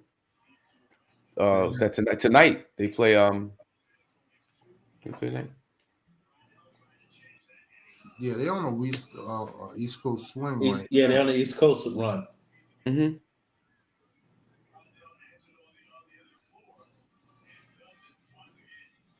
They got the Cavaliers. That's it, right. They're right. They're on right now. Mm-hmm. And Cavs are up 54-49. That's a good game. It just flashed.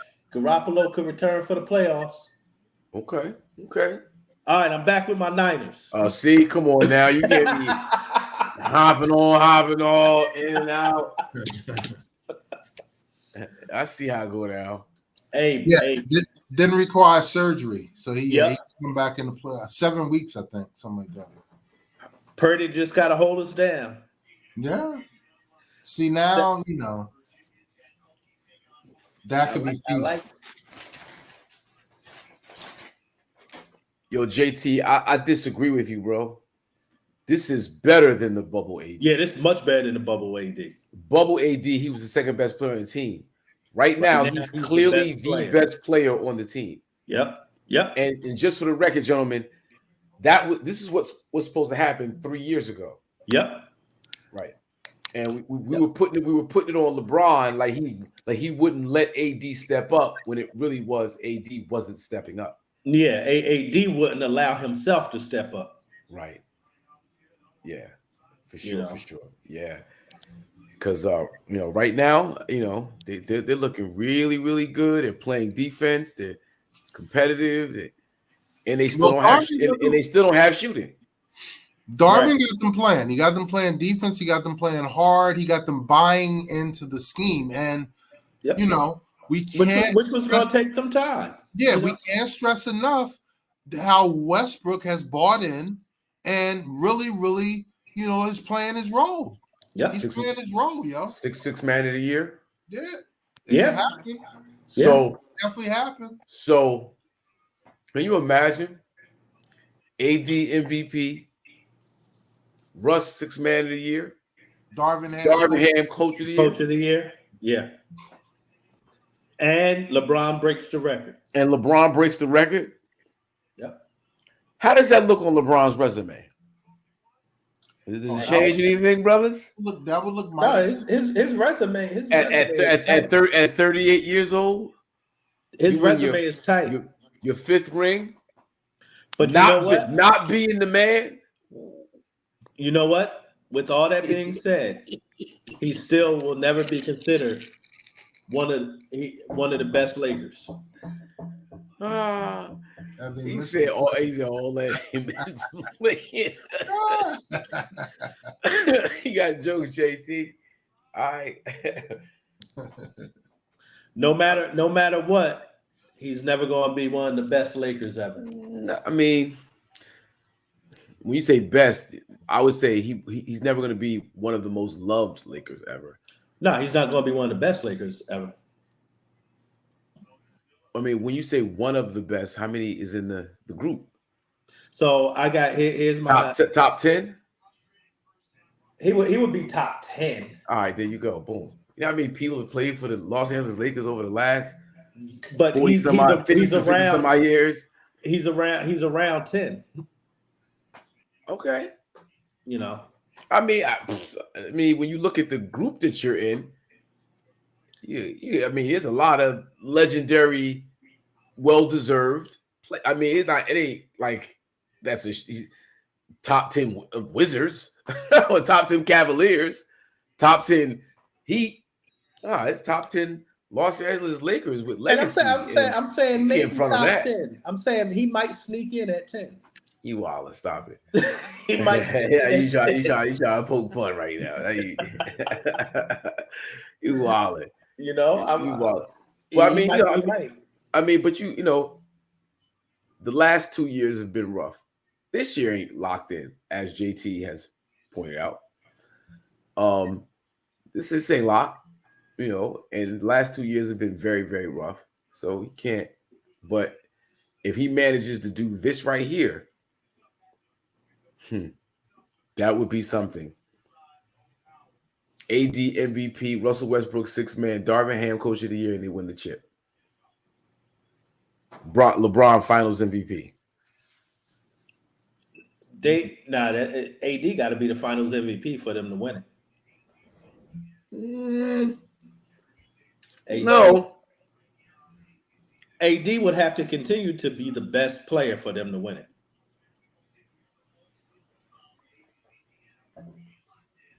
That's just how can I say the best player doesn't always translate to MVP? Iguodala wasn't the best player on the floor. That's the biggest fluke ever. He wasn't the best player, but he was the most valuable player considering the task at hand. Considering the circumstance, considering the series. That was right. Right. So you shuffle the deck and you look at the task at hand and you watch who's orchestrating the whole joint. You understand who's the most valuable player. Not necessarily the best player. Even when they won the chip, the bubble chip, he was the best player on the floor. Yeah. But only because AD had to step up to some degree and he could depend on the dump off. I feel like you using that Iguodala example, I feel like he should get that back. Oh wow. You know, I put that with the Steve Nash MVP. Who did LeBron win MVPs the years he won the chip in Miami? Did Dwayne Wade get one of those? Nah, I think that was LeBron. LeBron? Mm-hmm. Yeah. I'm trying to think of another example of the best player not being the MVP. Somebody who just the impact of Ben Wallace. Who won the MVP? It was Chauncey? It was Chauncey. Chauncey? I'm telling you, Iguodala might be the only one. And he should get that back. Yeah. No. So, yeah, man. So that you got them. Who else we got out in the West? That's you know. Hey, look, right now, forget all this MVP talk. It's Luka. Luka is the MVP. Yeah. It's literally his to lose. Yeah, I would agree. He's putting up the numbers too, but but Dallas is not really crushing it. No, they're not. They're not. I mean, it. and I think we're a little disrespectful to their other pieces. Because Dinwiddie is a very solid number 2. Like, remember when Dinwiddie was with the Nets before Kyrie and KD, when the Nets were trash. Yeah, but Dinwiddie was putting up numbers. He was balling. That's right. That's right. We forget, before the knee injury, Dinwiddie, he was balling. Yeah. They just need some more help on the hardware, that's all. Yeah. Solidify that team. I mean, but yeah, they're balling though. But I mean, Luka, it's Luka's to lose. I just don't know if he can maintain it into April and May. He's playing a lot of minutes. I mean, in last year's playoffs, man, he was doing his thizzle. They got bounced, but he was definitely stepping up. But he had some time off last year, with the injury. So. But I mean, look, he's in great shape. He's scoring. He's scoring at a high clip, and he can pass the ball. That I think gets overlooked. That gets overlooked. Yeah, but you said it's his to lose. Man, AD just made that questionable. Because when you averaging 35 and 34, 35, and 15. Yeah. He's putting up Wilt Chamberlain numbers, bro. Can he sustain it? Can he sustain it? Because we're saying that Luka can sustain having averaging 35. He wake up getting 35. So, Luka is always teetering on triple-double numbers now. But you're right, Coach. He's playing a lot of minutes. Yeah. And it's a long season, and right now it's only the early part of the season. Yeah, I just think come April, man. Meat's coming. It might take its toll on him. Oh, yeah. I mean, he is young, and they're saying he's had his best off season of conditioning. Good.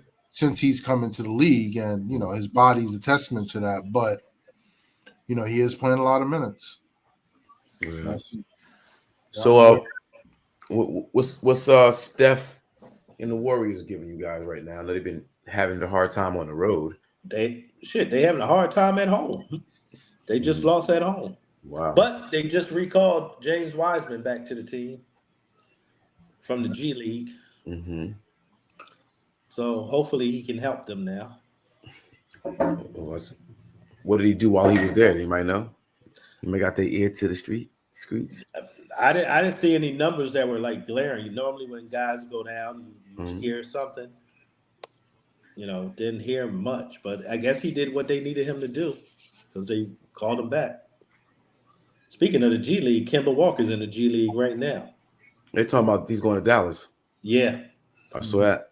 Dallas sent him to the G League to get him ready to learn their system. Oh, okay. That's what it is? Yep. Man. Okay.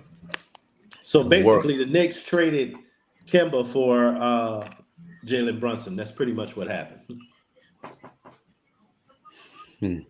They just switched. That's exactly what happened. What can Kemba Walker bring to Dallas right now? If he can bring the scoring, just take some minutes. Another guard, some points off the bench. Have some productive minutes. Okay. That's it. Y'all want to take it back east? JT said the Celtics bullied KD the other night. They sure did. KD can't do nothing with the Celtics. Wow. Celtics bullying everybody, though. Celtics best team in basketball right now. Yeah, they are. They're playing really good ball. And, Jason Tatum's in that MVP conversation. Yes, he is. You can't. Yeah. He's definitely doing his thing. He's in that conversation. Playing really good ball. And he was making KD look like an old man. Wow.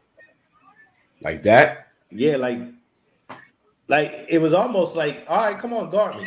Yeah, I got something for you. Yeah. Yeah, I think KD going to Golden State was fugazi, but him leaving Golden State was the worst thing that happened to him. He shouldn't have left Golden State. Yeah, he should have stayed right there. Should stay right there. People will eventually forget what happened in OKC, the masses, and and it'll just be about you getting rings and being the player you are. But this whole fiasco right now, he's kind of stuck. Yeah. And to get embarrassed by these young boys like that, we at this point we were expecting KD to be the best player in basketball. At least I was at this point. And you could tell Tatum and Brown just don't respect him. And what's the other dude? Grant Williams.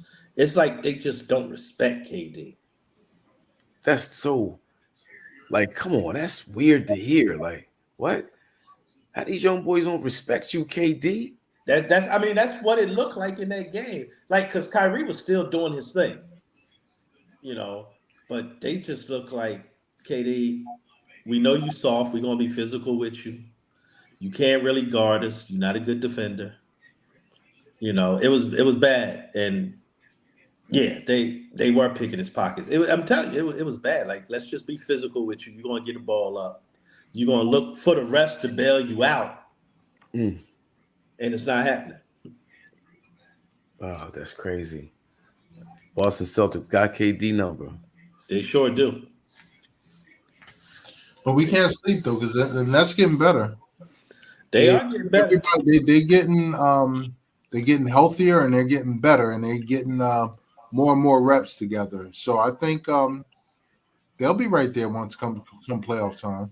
Hey, as long as they don't have to play the Celtics, I feel good about the Nets.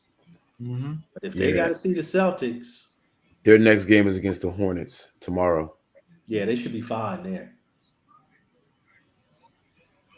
They should be fine. I mean, and Ben Simmons is out again with some sort of injury. I don't know what's his problem now. I think it's a knee. That's a shame. Every time something happens with Ben Simmons, it's like, I don't know what his problem is now. Yeah, I don't know what this was. This fool. Yeah, I mean, it's always something with him. His back, his knee, his ankle, his big toe. It's something. Hey, Kaya. Yeah. His neck is back. Trying to come back. His neck is back. And his crack, nigga.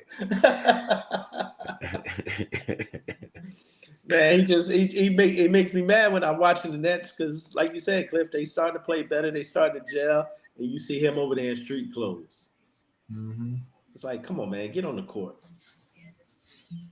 Man, crazy. What happened the other night with what's the boy's name? Ice Trey and Nate McMillan. What's going on in Atlanta? Trey got a hurt shoulder, and Nate was like, "Yo, heal up. You're a little dude. You need to be healthy. I'm not playing you." And the young fella, got on his light skin shit.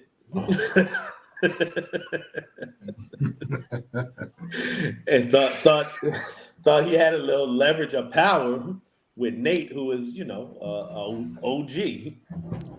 Mm-hmm. And that was that. And I guess that spat went from private to public, got out in the public, and Trey got mad about it. But got mad that it got out. Got out in public. But the real story, what I heard, is that it was a miscommunication between him wanting to get his treatment shoulder during the practice session, which would allow him to play. But coach was just like, nah, you have to do them separately or whatever. So they were, misunderstood each other. So that's basically why he sat out that one game. He sat out. But again, all that went public when it was supposed to stay behind closed doors, and that's what he was really mad about. Yeah, because that's the old school way of doing things. Like, you're not going to miss practice for treatment. You practice, get treatment, because you need to know what we're doing. Oh, you're not just going to get treatment and then show up and play the game. You're not AI. You can't do that. Practice. You got to. We talking about practice, right? And it looks like the Hawks are still shopping John Collins for some reason. Yeah. Like, every week he's in a trade rumor, and that can't, be good for their stability. Yeah, so we got the Celtics at 12-5, Bucks 7. The Bucks. What y'all think about them right now? Chris Middleton's back. Oh, they're gonna start only. Yeah, they're gonna start getting right. You don't think that that punch in the mouth by the Los Angeles Lakers? No, I think that was almost a fluke, because Middleton first of all played too many minutes in that game, in his first game back. He was like somewhere around 30 minutes, if not more. And he shouldn't have played that many minutes coming right back off that injury. And, he's not where he needs to be physically. He's kind of thrown right in the fire right away. So once he gets a few games under his belt, 4 or 5 games, they're going to be rolling. Oh, they're tough to beat. I mean, the few games they lost is when whatchamacallit went down, the guard.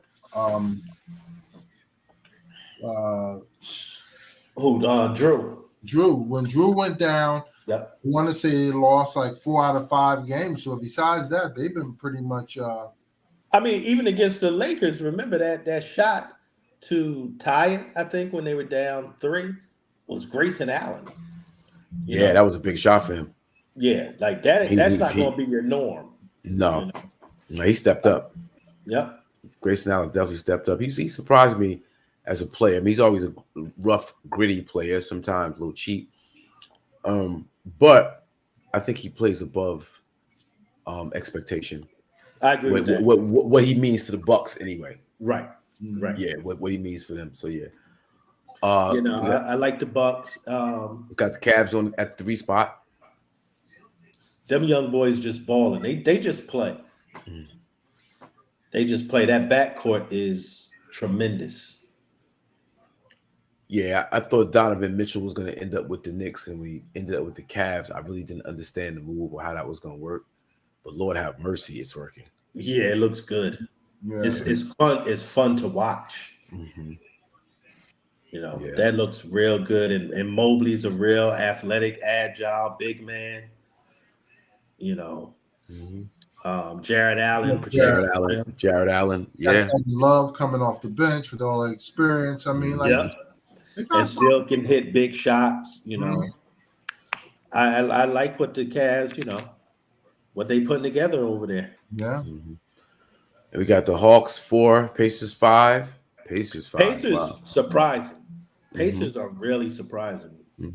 Yeah, I don't know if they'll hold on though. I agree. Maybe one of the teams that'll fall back. Yeah, and record-wise, they're essentially tied with the Hawks, and Nets at next at 13-12. Sixers at 12-12. Is Harden back yet? He just got back. Yeah. His first game back was last time.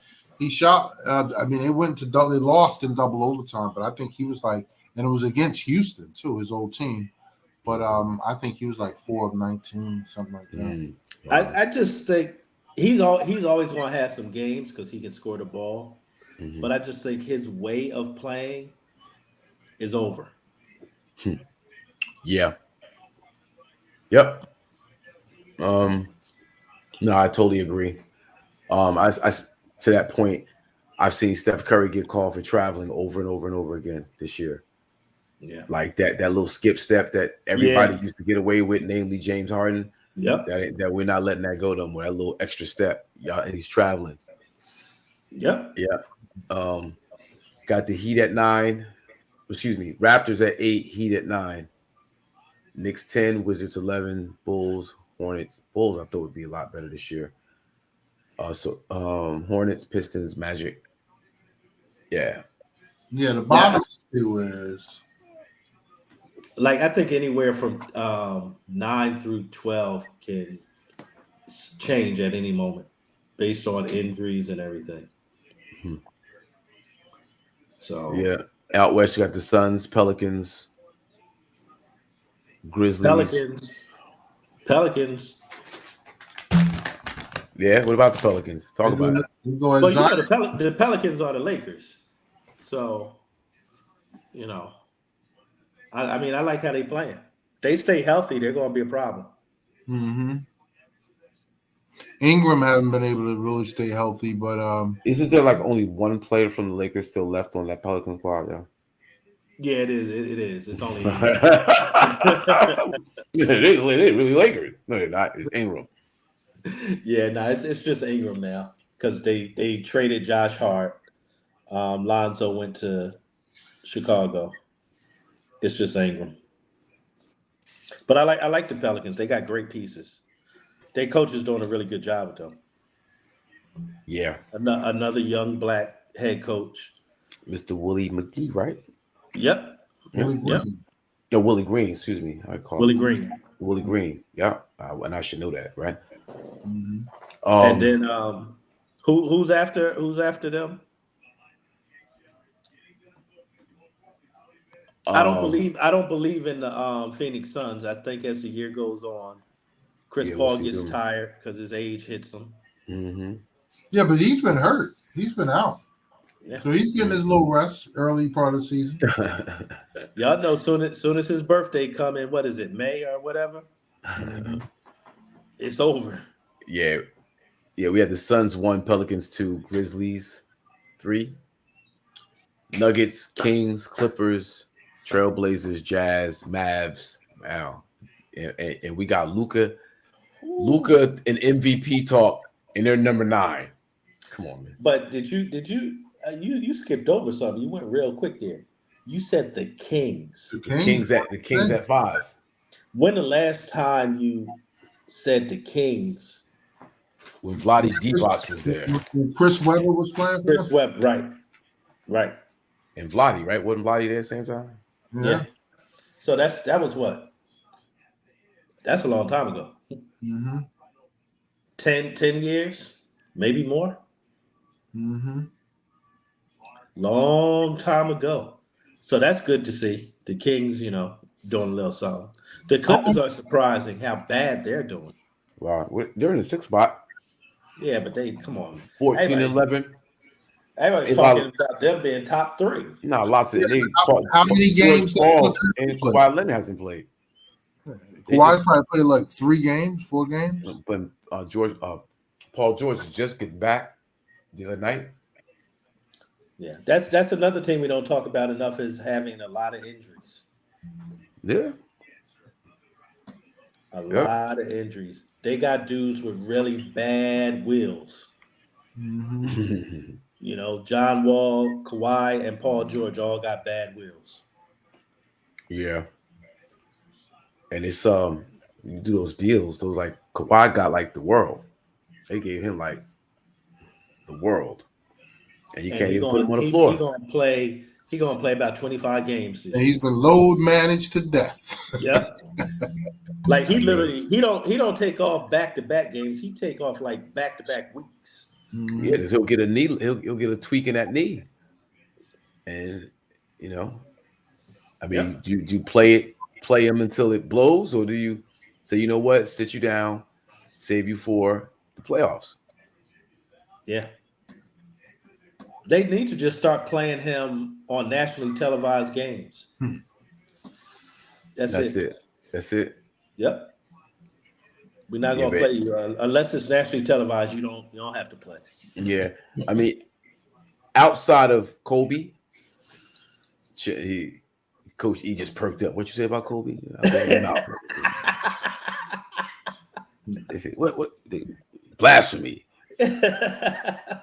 Outside of Kobe, Kawhi Leonard reminds me most of MJ because of his when he goes after it to go get it. Yeah, he's going to get it. Yeah.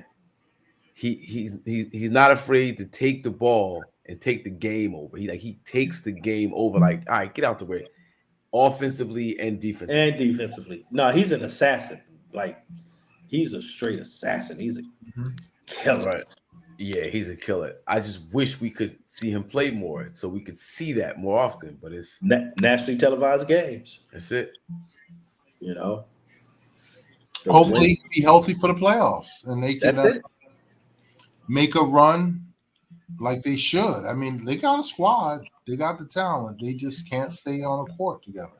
Yeah, I think if this year they don't get it done, I could see them kind of buying him out. I don't see them continue to do this with him year after year. Mm-hmm. Just false hope. Yeah. Yeah. Crazy. And so but I guess they got to keep him long enough till they open that new arena. When is that? Next year? I don't know. You know, I don't know. They need to fill them seats. I think it's 24 actually. Oh, so yeah, that's what they gotta do. They gotta. I don't know if they're gonna last that long, bro. I don't either. That's not them both. Yeah. Mm-hmm. Paul George and Kawhi, both prone to injury at this point, getting older.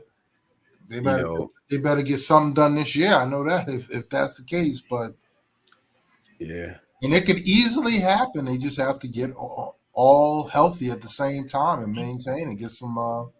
Yeah, I got the Lakers coming out the West. All right, so we ending the podcast tonight. I mean, yeah, actually we can. Let me watch this game, bro. You know, and I mean, because it's either we ending it or you done smoked some incredible. We'll see. I will see, because I remember 2 weeks ago I was telling y'all, like, oh, you wild. I'm like, all right, you'll see. They gonna get it together. They're gonna figure it out. Watch. Hey, did I not call it 2 weeks ago? They need another good week just to get in the middle of the pack. Right now, they're still hovering at the bottom. Yeah, they got it, you know. What's the score right now in Cleveland? I don't know what the score is right now, but I told you I need the Lakers to get in the playoffs. Because if they get in the lottery, I'm telling you, they're going to get that number one pick. That's not happening. And it's going to go to New Orleans. They're going to the playoffs. You could best believe they're going to the playoffs. It's 83 all. See, I'm saying, yo, and they on it now. Who has the better quarter? Where's the better conference, East or West? Right now. Where's the heaviest competition right now? The East. I think the East is the most competitive, but I think the West is the better conference. I think there's more. You know, who's the best team in the league right now? Oh, the Celtics. All right. And where does Milwaukee stand on that list? The number 2 team. Number 2. And where is Cleveland right now in everybody's expectation? All right, at number 3. Nah, I can't say they're number 3 in the league. In the East, yeah, but not in the league. No, yeah. But not in the league. But they're not like right now the way they're playing right now. How excited everybody is about Cleveland right now. They're up there. And what's the score right now? It's 83-83. I think the fourth quarter's going to start. If AD stays healthy, bro. If AD stays healthy. Oh, but hold on. They playing at Cleveland, right? Yeah, on the road. Oh, LeBron always going to win the homecoming game. Hey, I'll tell you. It's 85-83 Cleveland at the end of the third quarter. Yeah, LeBron going to win the homecoming game. How many? What's LeBron's stat line right now? Why should it be like 15 points? Something like that. Something like. Bron has 21. Damn, AD got 1 point. Which means they're playing team ball. Or did he slip and fall? Maybe. How you say baby? Well, I only see him log for 8 minutes, so he's not playing. Yeah, so he in street clothes already. Yep. He slipped and fell. Street clothes. Street clothes. You know what it is. Street clothes.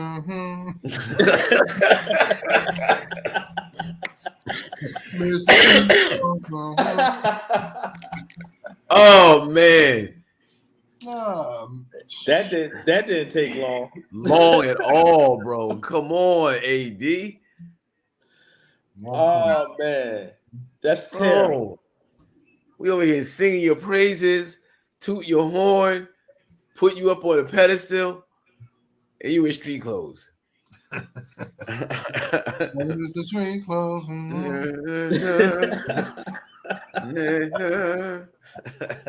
Oh man, what's Russ stat line?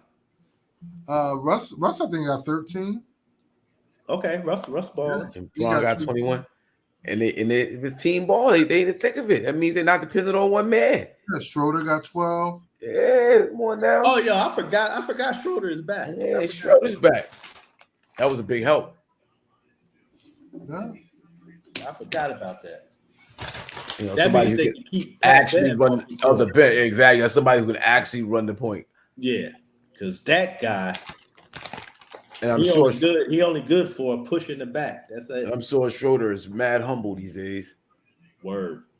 Let me just play my role. Word. You know what I mean? He did some dumb German shit. Stop it. don't be like that. Well, let's call it a wrap though. All right, we'll watch into that. See if y'all can hold on. Yes, sir. Gentlemen, it is always a pleasure, and hopefully, we have something next week that'll be just as scintillating. Yeah, I'm sure it will.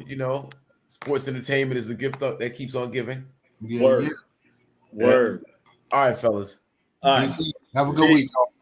Peace.